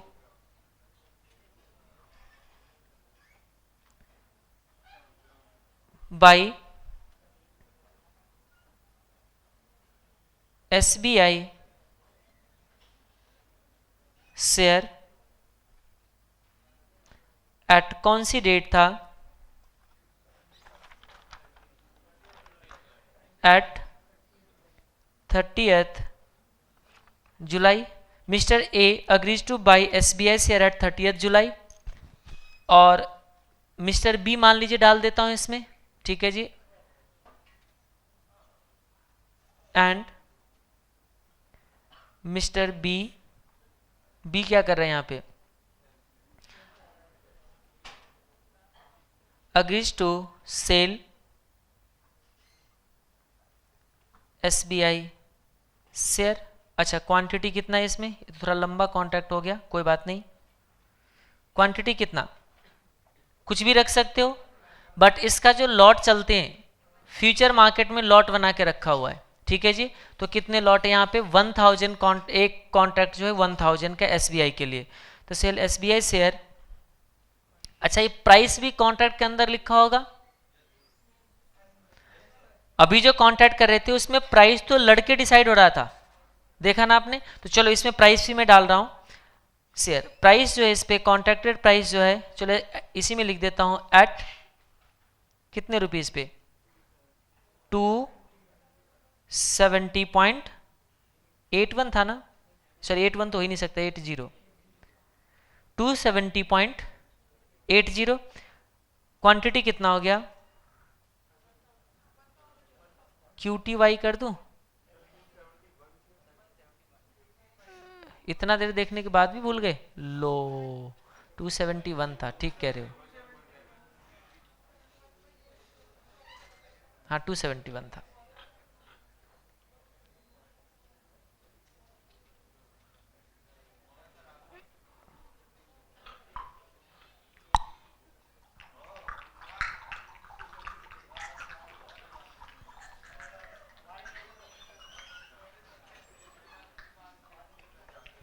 ये देखिए 271.80, क्वांटिटी कितना रहा, क्वांटिटी रहा 1000। आप ज्यादा क्वांटिटी भी कर सकते हो, हाँ या ना, ज्यादा क्वांटिटी भी ले सकते हो, ठीक है। ए बी को पहचानता है, बी ए को पहचानता है, याद रखिएगा। अब भागने की क्या कहते हैं, चांसेस तो है कि कोई एक भाग सकता है, अब कैसे नहीं भागेंगे कोई, इसके लिए अभी बताता हूं। आइएगा, ये कौन सी डेट हो गया, 30th जुलाई। अब शांत हो जाओ ना, हाँ डिस्टर्ब कर रहा है बेकार का, डांट खान सुनने का मूड है इन लोगों का, फिर डांटूंगा, फिर आपका पूरा क्लास ही आज खराब हो जाएंगे। ये है 19th जुलाई। कुछ लोग सोचेंगे 19th जुलाई तो संडे, क्या फर्क पड़ता है, हमें जो अभी मार्केट में प्राइस मिला, ठीक है जी। अब आइएगा 30th जुलाई की अगर मैं बात करूं, 30th जुलाई पे अब क्या होंगे सोचो, हो गया डेरिवेटिव का ट्रेडिंग हो गया, आपका कॉन्ट्रैक्ट कर लिए, ट्रेडिंग हो गया, इतना आसान है। अब क्या होगा बताओ, अब यहां पे 30th जुलाई को अब जो चीज के कॉन्ट्रैक्ट किया था उसमें क्या था, SBI का शेयर, SBI का शेयर था। अब इस दिन पे जो खरीदोगे वो तो SBI का शेयर खरीदोगे ना जी, मिस्टर ए SBI का शेयर खरीदने की बात करेंगे और मिस्टर बी SBI का शेयर बेचेगा, है या नहीं। अब आपके जेब में कितने पैसे होना चाहिए, 1000 मल्टीप्लाई बाय 270.80, तो क्या 2,71,800 की जरूरत है ना जी, 2,71,000। आइएगा यहाँ पे, क्या प्राइस सेम रहेंगे उस दिन पे, मार्केट में प्राइस। अब कुछ लोग सोचेंगे कि मार्केट में प्राइस कहां से दिखेंगे, ये देखिए, ये जो जाओगे तो मार्केट में अब SBI का क्या प्राइस होंगे उस दिन, वो उस दिन का मार्केट बताएंगे। हो सकता है उससे पहले SBI का रिजल्ट आ गया, क्वार्टर का, फर्स्ट क्वार्टर का रिजल्ट सीजन चल रहा है अभी, तो फर्स्ट क्वार्टर के रिजल्ट आ गए और अब उसमें क्या हो गया, इसका रिजल्ट बहुत बढ़िया आ गया और आपको 30th जुलाई तक प्राइस दिख गया 300 रुपीज का। अब क्या होगा सोचो, 300 और पहुंच सकता है, कोई बहुत बड़ी बात नहीं है। पिछले 2 क्वार्टर से कॉन्सिस्टेंटली जो कॉन्टिन्यूसली ये इसका PSU बैंक जो है, PSU बैंक में जो सबसे अच्छा बढ़िया रिजल्ट देने वाले कौन है, SBI। पिछले से पिछले क्वार्टर, थर्ड क्वार्टर जो था पिछले साल के, उसमें PSU बैंक में अकेला यही बचा था जिसने क्वार्टर का रिजल्ट बढ़िया दिया था, नहीं तो जितने भी बैंक था सबका NPA बढ़ा था। पिछले में तो कुछ ने अच्छा दिया था, कुछ और ने भी, बट SBI का उसमें सबसे बढ़िया था। अब उसके बावजूद भी प्राइस नहीं बढ़ पाया दूसरों की वजह से, और हो सकता है इस बार भी अगर अच्छा रिजल्ट दे तो 300 भी पहुंचने में इसको ज़्यादा टाइम नहीं लगेंगे, 300 पहुंचने में मुश्किल से 7-8 दिन लगेंगे इसको। ठीक है जी। तो मान लीजिए यहाँ पे प्राइस बढ़ जाता है, कौन सी डेट पे, 30 जुलाई को। ये देखिए on 30 July price of SBI may be higher than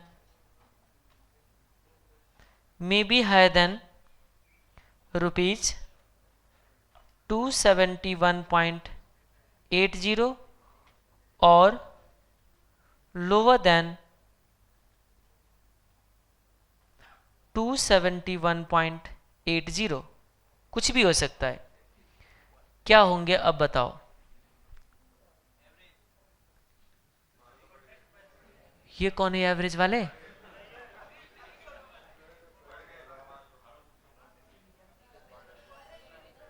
चलो बढ़े या घटे कोई फर्क नहीं पड़ता है, फ्यूचर जो है सलमान खान, कमिटमेंट कर ली तो अपने आप का नहीं सुनेंगे, चाहे ये 300 पे चले जाए या चाहे 3 रुपये पे गिर के आ जाए, कोई फर्क नहीं पड़ता। आपको कितने में बाई करने होंगे?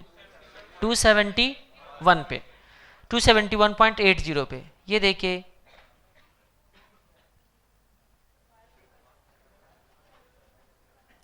it doesn't matter,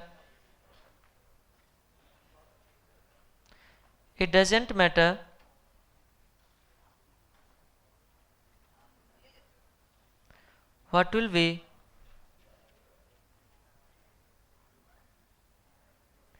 price on 30th July, both parties, दोनों, कौन कौन है इसके अंदर, A and B, both parties have to execute contract, both parties have to execute contract at, किस प्राइस पे बताओ? at agreed price rupees 271.80। अब क्या होता है देखिए, अब मुसीबत कैसे बढ़ेंगे अब आपका। अभी खरीदते टाइम क्या दिया था वो तो बाद की बात है, ठीक है, खरीदते टाइम में क्या दिया, कैसे कॉन्ट्रैक्ट हुआ, ये सारा तो हम बाद में देखेंगे। पहले यहां पे आके देखिए, आपने जो 271.80 पे बाई करने की बात किए थे और क्वांटिटी कितना था, 1000 शेयर, तो कितने जेब में पैसे रखने पड़ेंगे आपको? मान लो आप हो मिस्टर ए, इधर वाले को मैं मिस्टर ए बना देता हूँ, इधर वाले को मिस्टर बी बना देता हूँ, ठीक है जी। उसमें अगर कोई मिसेज है तो उसमें आपने मान लो ना मिसेज ए और मिसेज बी है, ठीक है जी। चलो sorry, miss A and miss B, ठीक है जी। तो अब आज इधर ए है, इधर का ग्रुप हो गया बी का। अब मुझे बताइए ए वाले ग्रुप के जेब में कितने पैसे होने चाहिए? 2,71,800। और बी के जेब में क्या होने चाहिए? हाँ जी, बी वाले इधर बताओ क्या होगा, कैसे कॉन्ट्रैक्ट एग्जीक्यूट करोगे? आपके जेब में 1000 शेयर होने चाहिए और बी के जेब में और ए के जेब में 2,71,800 पैसे होना चाहिए। आज कैसे हुआ था वो भूल जाते हम थोड़ा देर के लिए। अब बताइए कैसे होगा? इनके जेब में तो पैसे ही नहीं था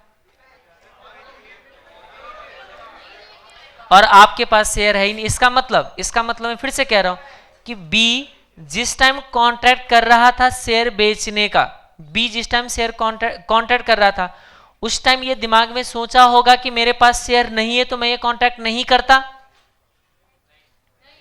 बी ग्रुप वाले सोचो, आप ये कॉन्ट्रैक्ट बी और ए मान लो ना, ऐसे कॉन्ट्रैक्ट पेपर आप लोग का साइन हो रहा है, ये कह रहा है कि एसबीआई का 1000 शेयर बाई करूंगा, आप कह रहे हो कि एसबीआई का 1000 शेयर सेल करूंगा। अब आपके पास अगर शेयर नहीं है तो ये कॉन्ट्रैक्ट किया क्यों था आप बताओ?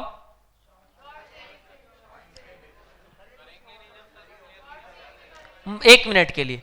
और इनको भी खरीदने से कॉन्ट्रैक्ट करने से पहले देखना चाहिए कि हमारे जेब में 2,71,000 रुपीज है या नहीं है। अब नहीं था तो ये कॉन्ट्रैक्ट किया क्यों? अब कॉन्ट्रैक्ट एग्जीक्यूट कैसे होगा बताओ? अब कुछ नहीं, एक्सचेंज ने रूल बना रखा है कहता है ना आपको जेब में 2,71,800 रखने की जरूरत है, ना आपको जेब में 1,000 शेयर रखने की जरूरत है। आप आ जाओ, सिर्फ कमिटमेंट करो और अब आप देखो कि किसको कितना। मान लीजिए थोड़ा देर के लिए प्राइस हो जाता है 300। प्राइस कितना हो गया जी? 300। क्या होगा सोचो अब थोड़ा देर के लिए, कौन खुश हो रहा होगा? प्राइस हो गया 300, कौन खुश हो रहा होगा? ए खुश हो रहा होगा। कैसे? कह रहा अरे मजा आ गया, 271 पे मैं इन लोगों से शेयर बाई करूंगा जो मार्केट में कितने रेट पे? 300 पे। तो खुश हो रहा है कितने रुपए के लिए? डिफरेंस ले लो ना जल्दी से। 300 माइनस 271.80, 28 रुपीज 20 पैसे के लिए खुश हो रहा है। और बी ग्रुप कहता है मेरे जेब में तो शेयर ही नहीं है। अब लड़ाई होना स्टार्ट हो जाएगा। ध्यान से देखिएगा, लड़ाई किस बात के लिए होंगे? 2,71,800 के लिए नहीं, 28,200 के लिए लड़ाई होंगे। मैं सही कह रहा हूं? ये शेयर रखा नहीं था बी ग्रुप वाले और कांटेक्ट कर लिया कि मैं शेयर बेचता हूं। आपके पास 2,71,000 नहीं भी होगा तो कहीं से इंतजाम कर लोगे, मान लीजिए एक दिन के लिए, क्योंकि आपको 300 का शेयर कितने में खरीदने को मिल रहा है? 271.80। आप क्या कह रहे हो? मैं तो खरीदूंगा। और खरीदने के लिए आप बेताब क्यों हो? 28,200 के लिए, और इनके पास शेयर ही नहीं है। अब आपके अरमानों पे पानी फिर गया, कैसे होंगे? एक्सचेंज कहता है लड़ो मत, आपको 28,200 दिला देते हैं। आप परेशान क्यों हो रहे? इनके पास शेयर नहीं, इनका भी काम निपट गया, आपका भी काम निपट गया। कितना देने को तैयार हो गया अब आपको? 28,200 कहते हैं ले लो आप। अब लड़ोगे या नहीं लड़ोगे? नहीं लड़ोगे अब। मान लीजिए बट फिर भी आपको शेयर खरीदना था, हो सकता है अभी भी। सोचो थोड़ा देर के लिए, फिर से मैं रिपीट करता हूं, ये 28,200 ही कमाना आपका ऑब्जेक्टिव था। इस ट्रांजेक्शन को हम स्पेकुलेशन बोलेंगे। स्पेकुलेशन, डिफरेंस कमाना ही आपका ऑब्जेक्टिव था, स्पेकुलेशन। बट आपने ये कॉन्ट्रैक्ट डिफरेंस कमाने के लिए नहीं, शेयर आपको खरीदना था। शेयर क्यों खरीदना था? मान लीजिए किसी चीज के लिए आपने किसी से कोई कमिटमेंट किया था पहले कि मैं आपको शेयर दूंगा, आपको शेयर चाहिए किसी रीजन से। क्या होगा फिर? अब मार्केट से खरीदो, आपका खर्चा कितना आएगा? 271.80। कैसे? 28 रुपये 20 पैसे आपको मिल चुका है, 28 रुपीज 20 पैसे मिल गया आपको। अपने जेब से 271.80 लगाओ, दोनों मिलाओ, कितना हो गया? 300। शेयर से जाके क्या कर लो? आप बाई कर लो। इसका मतलब आपका ऑब्जेक्टिव डिफरेंस लेना नहीं था, ये आपका स्पेकुलेशन वाले ट्रांजैक्शन नहीं है। तो फिर इस ट्रांजैक्शन को क्या बोलेंगे? ये सोच पे डिपेंड करेगा ये क्यों किया था, मैं आपको बताऊंगा। और भी ट्रांजैक्शन आएंगे, आर्बिट्रेज का आएगा हमारे पास, कोई हेजिंग कहते हैं इसको, तो मैं आपको ऑब्जेक्टिव पे इसको डिफरेंशिएट करेंगे। बट हाँ, डिफरेंस कमाना अगर इनका ऑब्जेक्टिव नहीं था तो वो हमारे लिए स्पेकुलेशन नहीं था। डिफरेंस कमाना ही ऑब्जेक्टिव है तो फिर स्पेकुलेशन था। फिर से आ जाइए वापस। तो मैं क्या इसको ऐसे भी कह सकता हूं, सिंपली क्या मैं इस कॉन्ट्रैक्ट को ऐसे समझ सकता हूं, ये एक ऐसा शर्त है जिसके अंदर बायर के पॉइंट ऑफ व्यू से सोच रहा हूं, बायर कहता है कि प्राइस तो बढ़ने वाला है, अपर डिफरेंस लूंगा, अपर डिफरेंस लेने का कॉन्ट्रैक्ट है फ्यूचर, कह सकता हूं? नहीं समझ में आया? फिर से रिपीट करता हूं, क्योंकि बार बार क्या होंगे, बाई करोगे और बाई करने के लिए बहुत बार कंफ्यूज हो सकते हो। तो ऐसे सोच लो, बायर का सोच होता है कि अपर डिफरेंस लेना, ठीक है? आपने कमिटमेंट किया 271.80 पे और अगर ऊपर चला गया प्राइस 300 पे, तो ये जो डिफरेंस है ये लेने के लिए आपने कॉन्ट्रैक्ट किया था, ठीक है? तो मुझे बताइएगा अब इधर वाले के पॉइंट ऑफ व्यू से बी के क्या हुआ? अब बी तो अब बैठ के तकलीफ में क्या कहते हैं, अब रो रहे होंगे। रो रहे होंगे कैसे? मुझे सिर्फ एक पेपर पे साइन करने की वजह से क्या हुआ, ये साइन किया, मान लीजिए यहाँ पे ये ए का साइन है, ये बी का साइन है, ठीक है जी? कहता है एक साइन की वजह से मैं कितना गवा रहा हूं अभी, 28,200। याद रखिए, अब मान लीजिए बी कहता है कि मैं तो 28,200 नहीं देना चाहता, ये अपना एड्रेस चेंज कर लेते, मोबाइल चेंज कर लेते, भाग जाते। अब क्या होगा बताओ? सोचो सोचो जल्दी से। और एक चीज और याद रखिए, ना तो बी ए को पहचानता था ना ए बी को पहचानता था, ठीक है? इस दोनों को, अब ये बी कहता है मैं तो नहीं देता, भाग गया ये, अब आपको तो पता भी नहीं कहां चला गया। याद रखिए, इसी चीज के लिए यहां पे डिफॉल्ट ना करे, ठीक है? इस चीज के लिए आज के डेट पे सिक्योरिटी मनी देना होगा। किसको देना होगा? बी ग्रुप वाले को, ए ग्रुप वाले को। और देंगे तो किसे? ए बी को देगा, बी ए को देगा। ना आप बी को दोगे ना बी ए को देंगे। मैं बीच में मेडिएटर हूं, क्योंकि मेरे पे भरोसा करके आप मेरे पास आए थे ट्रेडिंग करने। मैं हूं एनएससी और आप भी मेरे पे भरोसा करके पहुंचे थे, तो एनएससी का ये सारा काम क्लियरिंग हाउस वाले करते हैं। तो आप मान लीजिए एनएससी सोचो, तो मेरे पे भरोसा करके आप अगर मार्केट में आए हो और ये भाग जाता है और आपको परेशानी होता है, तो फिर मेरे पे किस बात का भरोसा किया था? इसीलिए मैं इनसे भी कुछ पैसे ले लूंगा और इनसे भी कुछ पैसे ले लूंगा। कितने पैसे लूंगा फिर आज मैं? वो डिपेंड करता है, स्टॉक टू स्टॉक क्या करेंगे, ये वेरी करेंगे। जिसका प्राइस जितना ज्यादा फ्लक्चुएट होंगे उसके लिए उतना ही ज्यादा सिक्योरिटी मनी आपको देने पड़ेंगे। कितना सिक्योरिटी मनी देना होगा ये मैं सारा आपको प्रैक्टिकली दिखा दूंगा, ठीक है जी। कुछ स्टॉक का मैं सिक्योरिटी मनी लिख के भी दे दूंगा। तो मुझे बताओ, अब ये कॉन्ट्रैक्ट करने के लिए स्टार्टिंग में क्या हुआ फिर? अब मैं स्टार्टिंग से अगर आगे बढ़ूं तो अच्छा, अभी तो एक कंडीशन के लिए देखा हूं, इनको ही खुश किया, अभी उधर वाले को भी खुश करते हैं। मान लीजिए मार्केट में प्राइस हो गया, इसका रिजल्ट बुरा आ गया, क्वार्टर का रिजल्ट काफी है। क्वार्टर का रिजल्ट कुछ लोग, अभी तो 2-3 स्टॉक का तो देखा ना आप लोगों ने जी, किस किस का देखा? एक तो आपने टीसीएस का प्राइस चेंज होते हुए ज्यादा तो नहीं देखा, कुछ देखा। और एक जो फ्लक्चुएशन किसका देखा था आपने? ये मैंने जो पैसे लगाया था इंडसिंड बैंक का, जिसमें नुकसान हो गया था ना बेकार का 40 पैसे की फ्लक्चुएशन की वजह से मेरा कितने का नुकसान था? 4000 का था, 1900 समथिंग का था, ठीक है जी। बहुत ज्यादा फ्लक्चुएशन था ना, नहीं छोटा सा मेरे को नुकसान हुआ था सिर्फ 40 पैसे की वजह से। अगर वो 40 पैसे नीचे नहीं गया होता तो मेरा सेल नहीं हुआ होता और मेरे को भी प्रॉफिट था उसमें। तो चलो कोई नहीं। तो आपने क्वार्टर का रिजल्ट देखा था, और सबसे ज्यादा जो अहम रहेगा स्टॉक एक्सचेंज के लिए टर्निंग पॉइंट जो है नेक्स्ट वीक है।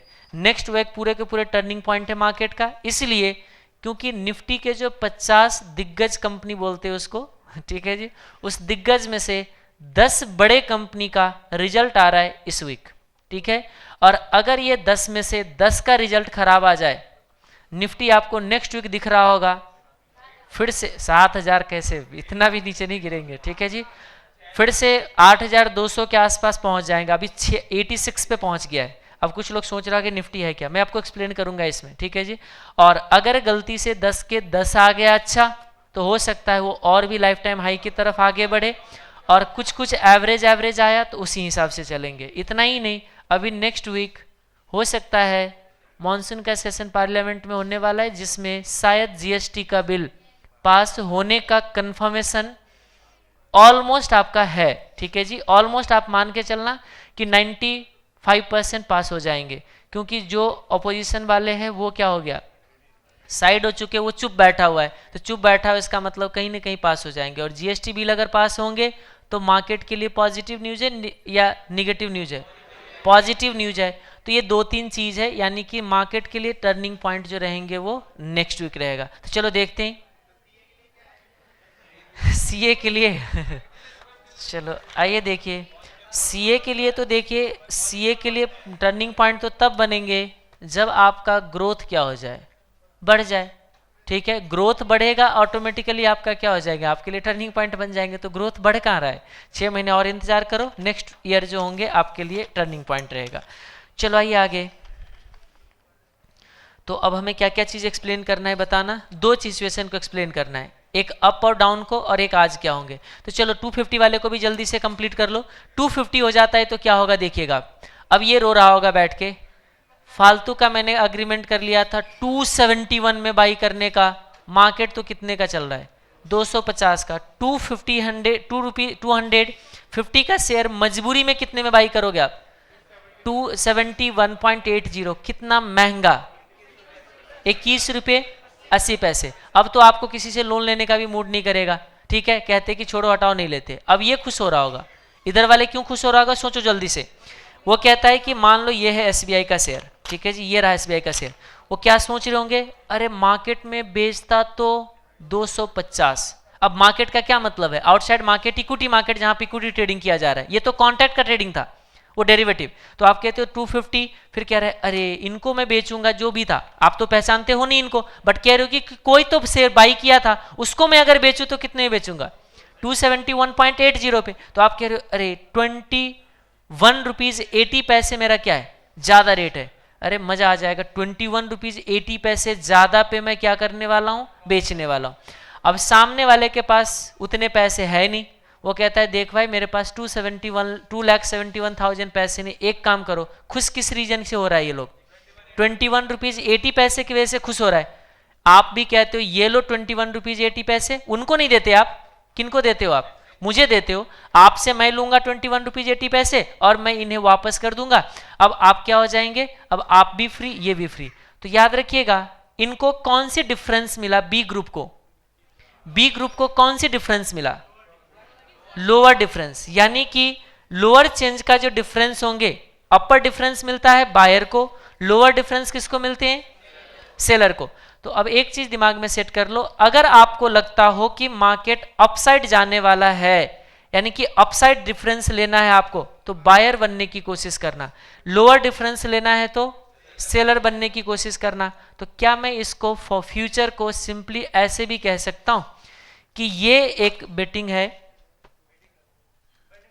हाँ, जिसके अंदर एक इंसान कहता है ऊपर का डिफरेंस लूंगा, एक इंसान कहता है मैं नीचे का डिफरेंस लूंगा। अब किसी एक का ही सोच सही होंगे, या तो अपर डिफरेंस मिलेंगे, प्राइस अप जाएंगे, या तो प्राइस डाउन जाएंगे। अगर डाउन साइड का डिफरेंस लेना है तो सेलर खुश होंगे, अप साइड का डिफरेंस लेना है तो बायर खुश होंगे। मुझे लगता है कि एसबीआई का रिजल्ट अच्छा आएगा, प्राइस वो अप साइड जाएगा, मुझे क्या करना चाहिए, तो क्या मैं अपर डिफरेंस लेने के लिए मैं बायर बनना चाहता हूं, तो सेलर कोई मिलेगा ही नहीं मार्केट में, मिलेंगे या नहीं। याद रखिएगा मार्केट में हमेशा दो सोच के इंसान मिलेंगे, एक अपर डिफरेंस के लिए सोच रहा होगा तो एक लोअर डिफरेंस के लिए। तो अब आप देखिए इसका मतलब अगर इधर वाले लोअर डिफरेंस लेंगे तो बायर को लोअर डिफरेंस देना पड़ेगा या नहीं, सेलर है ये, सेलर को लोअर डिफरेंस मिलता है, बायर को अपर डिफरेंस मिलते हैं। तो अब मुझे बताइए बायर अपर डिफरेंस लेना चाहते हैं तो क्या सेलर को अपर डिफरेंस देना पड़ेगा या नहीं, देना पड़ेगा। और अगर सेलर को लोअर डिफरेंस मिलता है तो क्या बायर को पे करना पड़ेगा या नहीं, पे करना पड़ेंगे। तो क्या आप मुझे बताओ किसी के पास कोई चॉइस है,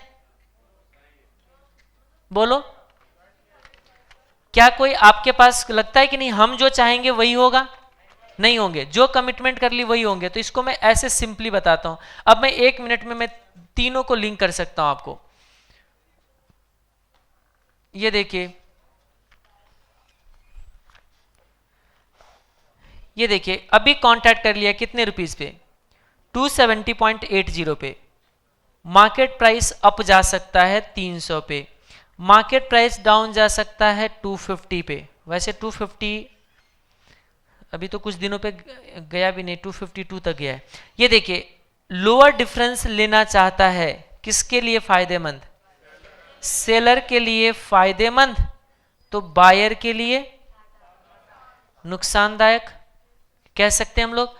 और अपर डिफरेंस है तो बायर के लिए फायदेमंद, तो सेलर के लिए नुकसानदायक कह सकते हैं हम लोग। इसी चीज को और थोड़ा सा मॉडिफाई करते हैं, कैसे, बायर कहता है मैं अपर डिफरेंस लूंगा, लोअर डिफरेंस नहीं दूंगा, तो ये बन जाएगा ऑप्शन। बस इतना सब सिंपल है, ध्यान से देखिए, अपर डिफरेंस लेना है, लोअर डिफरेंस देना है, कौन, फ्यूचर का कौन, अपर डिफरेंस लेना है, लोअर डिफरेंस गया तो देना मजबूरी बन जाएगा, बायर ऑफ फ्यूचर, बोलो ना buyer of future. Lower difference लेना है, अपर डिफरेंस देना है, इस तरीके का कॉन्ट्रैक्ट सेलर ऑफ फ्यूचर हो गया।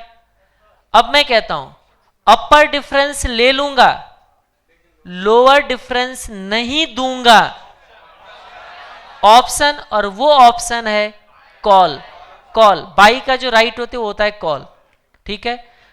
तो और इधर वाले कहता है लोअर डिफरेंस ले लूंगा और अपर डिफरेंस नहीं दूंगा, तो फिर ये सेलर के पास चॉइस चला गया ना अब, तो उस केस में क्या बन जाएगा, ये पुट ऑप्शन। और फिर अगर मान लीजिए आप ले लोगे और दूसरे को नहीं दोगे तो फिर आपके जैसे मानने वाले कोई और भी तो इंसान होना चाहिए, तो वो बन जाता है राइटर ऑफ कॉल। तो वो थोड़ा सा वहां पे ज्यादा आएगा, वहां पे 4 तरह का पार्टी बनेंगे, 2 से काम नहीं चलेगा। अभी 2 से काम चल रहा है, अभी ए और बी 2 से काम चल रहा है ना, बट ऑप्शन में जाओगे तो 4 तरह के पार्टी मिलेंगे आपको। सिर्फ ए और बी से काम ही नहीं चलेगा क्योंकि दोनों कॉन्ट्राडिक्ट कर रहा है। ए बी से में ए के बीच में, ए और बी के बीच में कोई कॉन्ट्रैक्ट ही नहीं होगा। कैसे देखो, ए कहता है अपर डिफरेंस रिसीव करूंगा और लोअर डिफरेंस नहीं पे करूंगा, ठीक है जी, ये एक बनता है। छोड़ दो क्या है अभी, उसमें मैं ज्यादा बहस नहीं करना चाहता, ठीक है, ये सारा खिचड़ी बन जाएगा। फिर इधर आ जाओ, एक बी है, बी को मैंने क्या बोला अभी कि देखो लोअर डिफरेंस क्या करूंगा मैं, ले लूंगा और अपर डिफरेंस में नहीं दूंगा। तो भाई ये दोनों के बीच में तो कभी कांटेक्ट हो ही नहीं सकता। सोच के देख लो आप, दोनों दूसरे दुनिया में जा रहे हैं। ये कह रहा है मैं रिसीव करूंगा, ये कह रहा है मैं तो पे ही नहीं करूंगा, कांटेक्ट कैसे होगा बताओ मुझे आप। ये कह रहा है मैं तो पे नहीं करूंगा, ये कहता है मैं तो रिसीव करूंगा। इसका मतलब इन दोनों के चाहत से मैच होने वाला कोई तो और पार्टी होंगे या नहीं होंगे, होंगे। तो उसमें अगर कोई और पार्टी जो आएंगे, वो पार्टी क्या कह रहा होगा कि अपर डिफरेंस में दे दूंगा और लोअर डिफरेंस में नहीं लूंगा। तो कुछ लोगों को लग रहा होगा तो बेवकूफ होगा। फिर आपके चॉइस के साथ मैच करवाने को एक इंसान तैयार है, कहता है ठीक है आपको क्या अपर डिफरेंस लेना है, दिया, आप लोअर डिफरेंस नहीं देना चाहते हो, नहीं चाहिए मुझे। तो मुझे क्या मिला, मुझे क्या मिला, ठुल्लू। किसका ठुल्लू, बाबा जी का या भाभी जी का। चलो आइए वापस, है क्लास में वो बीबी कहां से आ गया क्लास में है। अच्छा चलो, मेरे को अब गलत सुनाई दिया, होता है ना बीच में ट्रांजिशन, डाटा ट्रांसमिशन लॉस होते हैं ना, तो बीच में लॉस हो गया। चलो आइए वापस। तो देखिए यही चीज है ऑप्शन, और इसीलिए ऑप्शन जो है फ्यूचर से क्या है वो थोड़ा सा ज्यादा कॉम्प्लिकेटेड है। उसका रीजन है क्योंकि वहां पे 4 तरह के सोच के इंसान मिलेंगे। अभी 2 तरीके के सोच के इंसान से काम चल रहा है, ठीक है। अपर डिफरेंस लूंगा, लोअर डिफरेंस दूंगा, लोअर डिफरेंस लूंगा, अपर डिफरेंस दू नहीं वाले तो अभी है ही नहीं, ठीक है। तो वो 2 से काम चल जाता है, बट यहाँ पे 4 तरह के पार्टी के सोच होते हैं, अलग अलग सोच के इंसान होते हैं। तो इसीलिए ये थोड़ा सा क्या है, इसमें ज़्यादा कॉम्प्लिकेटेड है। कॉम्प्लिकेशन कुछ नहीं है, बस थोड़ा सा समझने, अगर ज़्यादा टाइम लगा के समझ लेंगे तो कोई कॉम्प्लिकेशंस नहीं। हाँ, जल्दी करने की कोशिश करेंगे तो फिर कॉम्प्लिकेटेड बन जाएगा।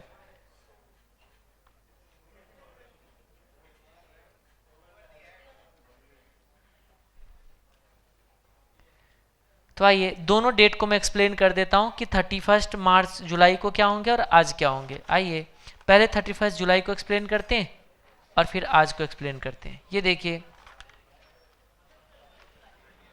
हाँ 30 जुलाई को पहले एक्सप्लेन करते हैं।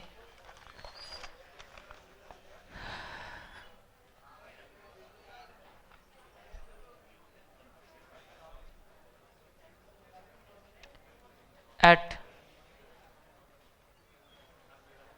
30 जुलाई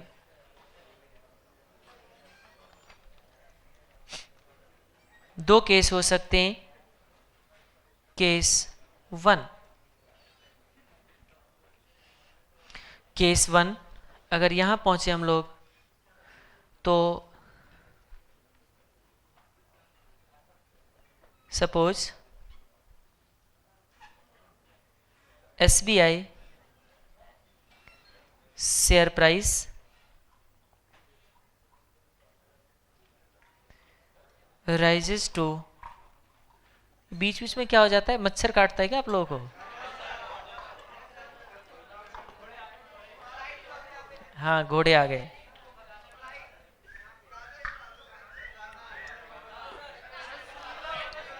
मेरा नाम है नागेंद्र, मैं गाता बहुत सुरीला हूं। पढ़ लो। SBI share price rises to ₹300। अब देखो आप लोग गाना गाना मत चिल्लाओ, ठीक है जी, मेरे को उसके लिए क्या आता ही नहीं, क्या सुनाओ बताओ।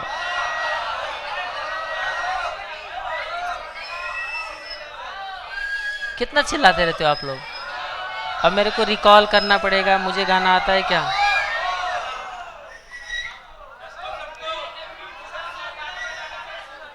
क्या चीज? चलो अगले दिन, अगले नेक्स्ट क्लास में, नेक्स्ट क्लास में।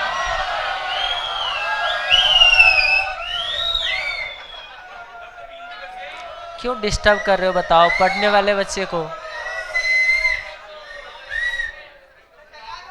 याद ही नहीं आ रहा है कोई।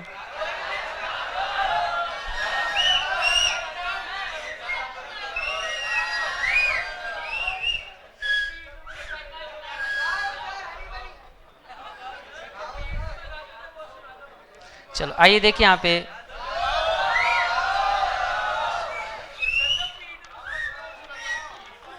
कौन कौन से सॉन्ग सुना। चलो अब सुनाना ही पड़ेगा, बताओ कौन से सुना, बताओ।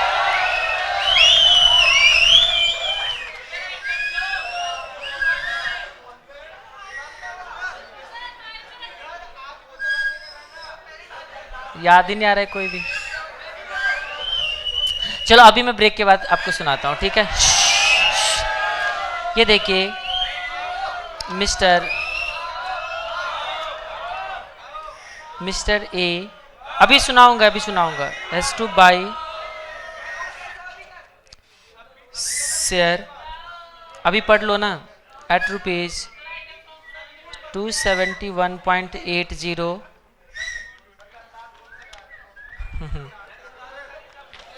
Mr. A has to buy share at rupees 271.80 and Mr. B has to sell share at rupees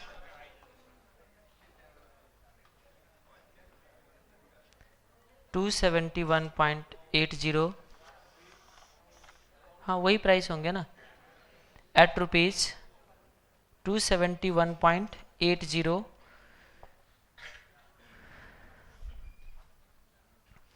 that is at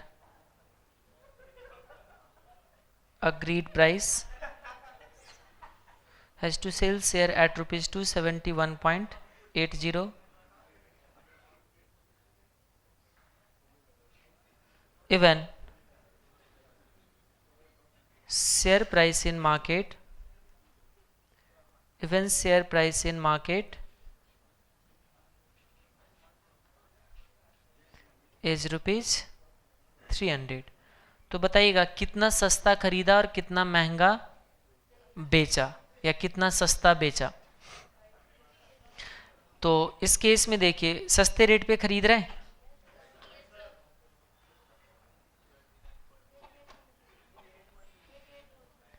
gain to mister A कितना बनता है, 300 माइनस 271.80, यही है ना जी। अभी आता हूँ, ये रहा 28.20 पैसे, 28.20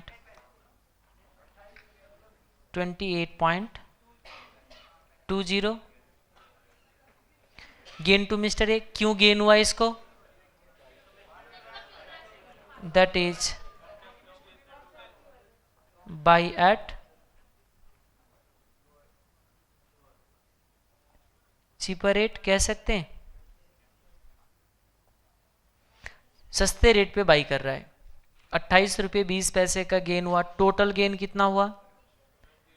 टोटल गेन फॉर 1000 क्वांटिटी कितना बनेगा, ये देखिए 28.20 मल्टीप्लाई बाई 1000, ये देखिए 28,200। मिस्टर बी के पॉइंट ऑफ व्यू से सोचो, लॉस टू मिस्टर बी। अच्छा हाँ सेलर नहीं लिखा, कोई नहीं, वो आपको पता है। ये देखिए कितना हो गया, 300 माइनस 271.80, यह आ जाएगा 28.20। क्यों हुआ इसको loss? That is sell at cheaper rate. सस्ते रेट पे बेचने वाले को नुकसान होते हैं, क्योंकि 300 का जो गुड्स है, सॉरी शेयर है, वो कितने में बेच पा रहा है? ये कमिटेड रेट जो है 271.80 पे। तो इसका भी टोटल लॉस वही बन जाएगा। टोटल लॉस जो है यहाँ पे 28.20 multiply by 1000,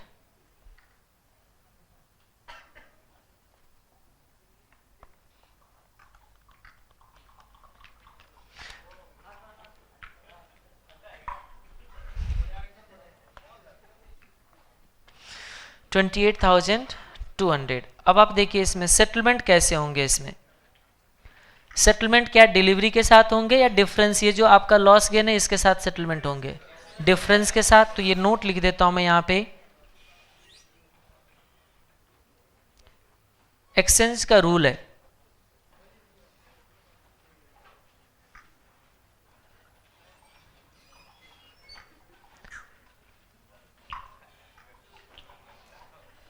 actual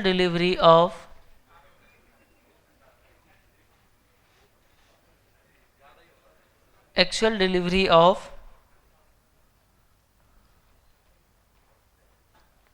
shares under derivative contract, actual delivery of shares under derivative contract is not possible. Actual delivery of shares under derivative contract is not possible as exchange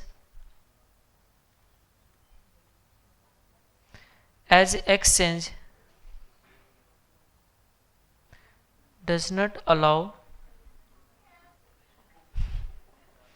बिल्ली, चूहा, घोड़ा जितने हैं सब हमारे क्लास में होते हैं। ठीक है जी। As exchange does not allow for it। सांप कहाँ है? हाँ सांप भी है। In other word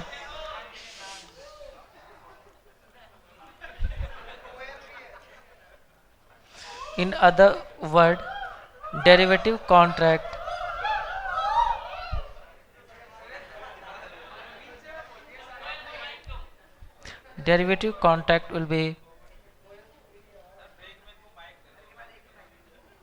settled with rate difference।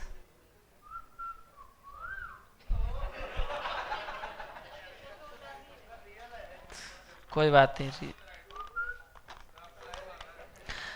In other word derivative contract will be settled with rate difference. जितना भी रेट डिफरेंस होंगे उससे क्या किया जाएगा? सेटलमेंट किया जाएगा। तो अपर डिफरेंस कौन लेते हैं? तो इसको लिखना पड़ेगा ना सेटलमेंट में, नहीं उसको बाद में समराइज करेंगे। ठीक है, हो गया तक? ये लो लिखो लिखो लिखो। ठीक है लिखो ना।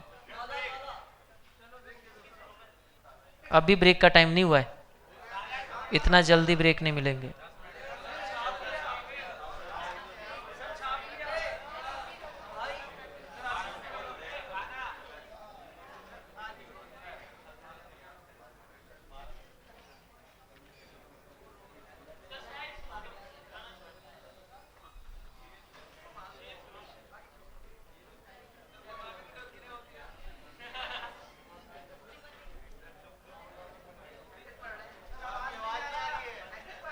कोई इंसान बोलता है तभी आवाज आती है, बोलने से पहले भी आवाज आते है? तो आप लोग कॉपी करें तो मैं क्या करूं बताओ? ये लीजिए, सेटलमेंट अगर आ जाए, settlement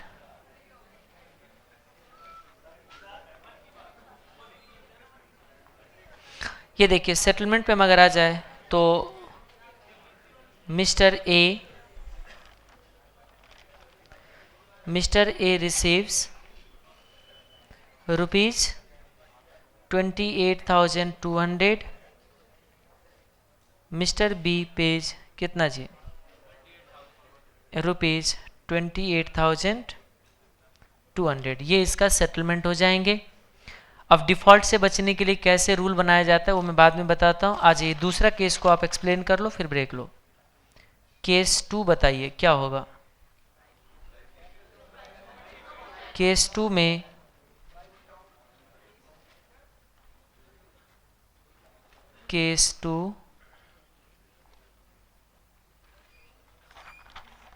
price of SBI share falls to rupees 250। Price of SBI share falls to 250। तो अब देखिए इसमें अब अभी भी कितने पे बाई करने होंगे, वही 271। कमिटमेंट कर ली तो अपने आप का नहीं सुनेंगे। Mister A has two by share eight rupees 271.80 and Mr. B has to sell share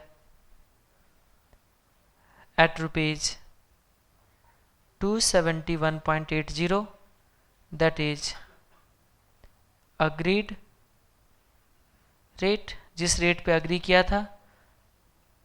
even market prices rupees 250। तो अब आप देखिए 250 की चीज 271 में बाई कर रहा है, बायर को क्या हुआ, नुकसान हो गया। तो लॉस टू मिस्टर ए, ये इसमें बायर, यहाँ पे लिखिए 300 माइनस 271.80। Good morning.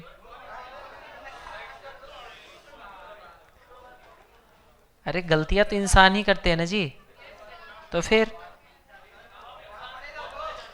रुपीज 21.80।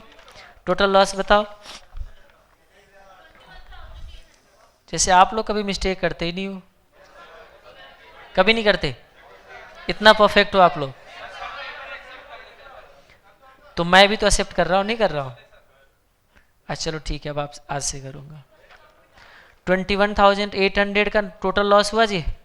अब आज ये गेन देखते हैं हम लोग। गेन टू, अच्छा क्यों हो गया लॉस, इसको ये तो लिखा ही नहीं। इसका जो लॉस हो गया क्योंकि बाई एट हाई प्राइस ना जी, बाई एट महंगा rate, that is buy at महंगा रेट।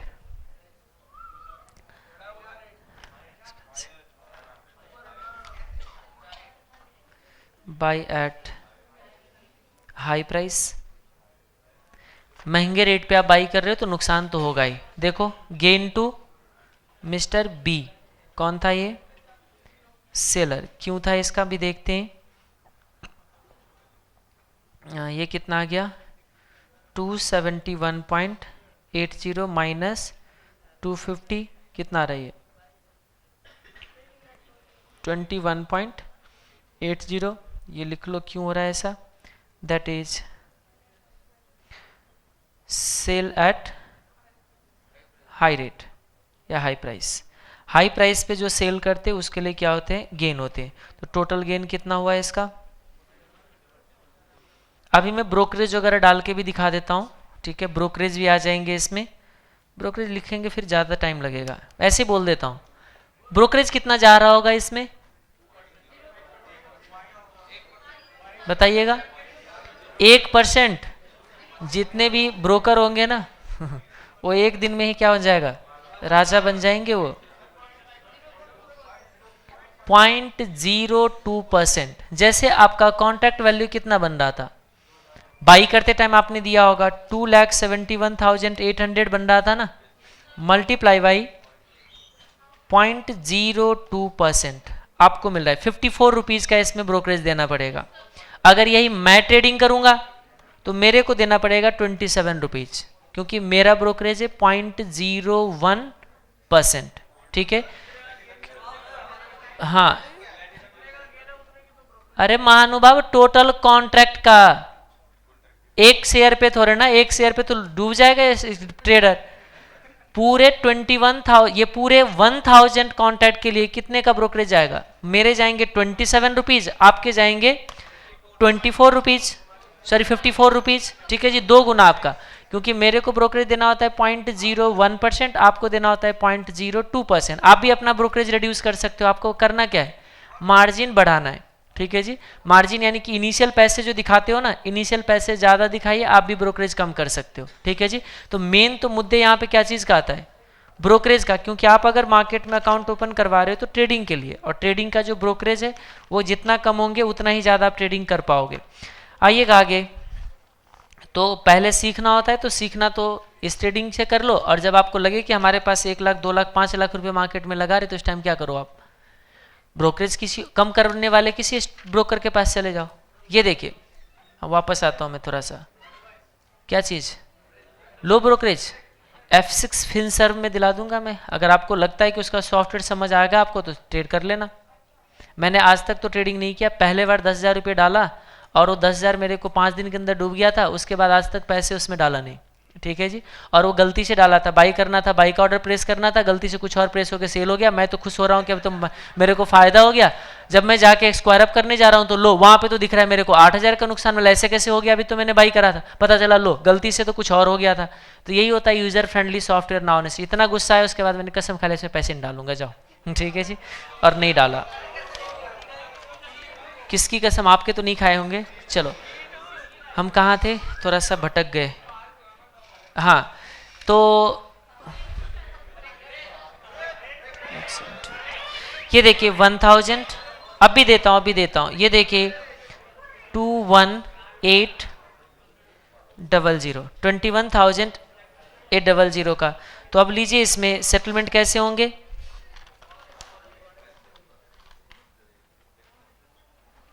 सेटलमेंट देखिए, सेटलमेंट मिस्टर ए पे करेगा, रिसीव करेगा। मिस्टर ए पेज रुपीज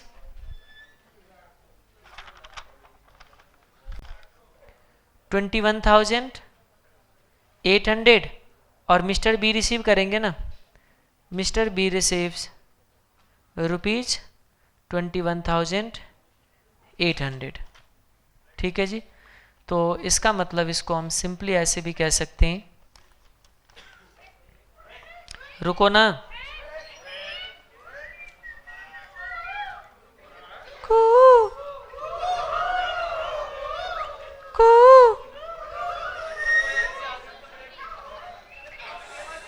आप लोग तो याद दिलाते हो मेरे घर के। ठीक है जी, हाँ, आप चले जाओ, बगीचा में तो ऐसी आवाज आते रहेंगे।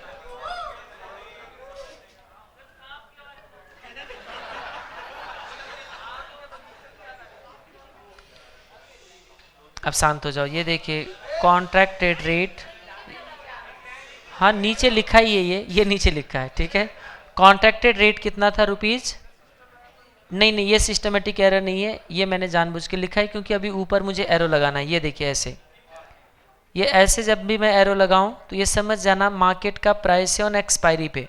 ठीक है, एक्सपायरी डेट पे। ये है प्राइस ऑफ शेयर, नहीं प्राइस एक्सपायरी नहीं हो रहा है, price of share on expiry date. On expiry date अभी हमने कितना लिया था, 300 रुपीज लिया था ना। तो जब मार्केट अप जाएंगे तो एक इंसान कमाएगा, कौन कमाएंगे, बायर। तो हम कह सकते हैं यहाँ पे गेन होंगे बायर को, और इधर लॉस होंगे सेलर को। अगर यही चीज मार्केट नीचे जाए price of share on expiry date. इसका मतलब अभी हम आपको जो बता रहे हैं वो ये चीज कि आज कॉन्ट्रैक्ट कर लो और एक्सपायरी तक उस कॉन्ट्रैक्ट को होल्ड करो, ये बता रहे हैं ना। अभी जो मैंने बताया वो यही ना कि आज कॉन्ट्रैक्ट करो और एक्सपायरी तक उस कॉन्ट्रैक्ट को होल्ड करो।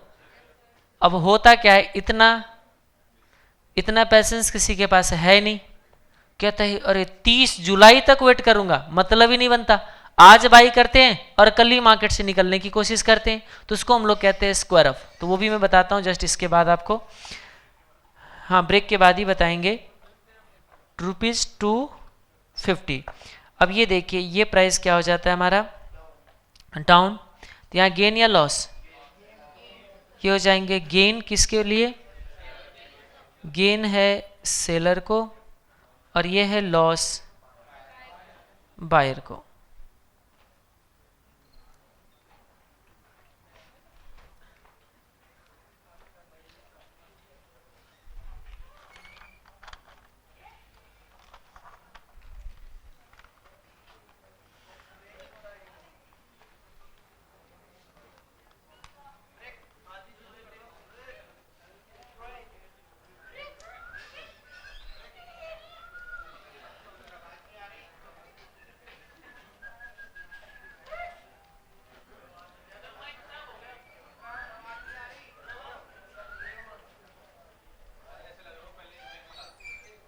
कौन सी शांति, यानी होना भी चाहिए शांति इंसान के जो होते हैं ना वो। चलो एक काम करते हैं फिर, ब्रेक के बाद मिलते हैं हम लोग और फिर इसको और कंटिन्यू करेंगे, मार्जिन बताएंगे, फिर हम इसको कैसे स्क्वायर अप करेंगे ये सब देखेंगे, फिर हम आगे बढ़ते हैं।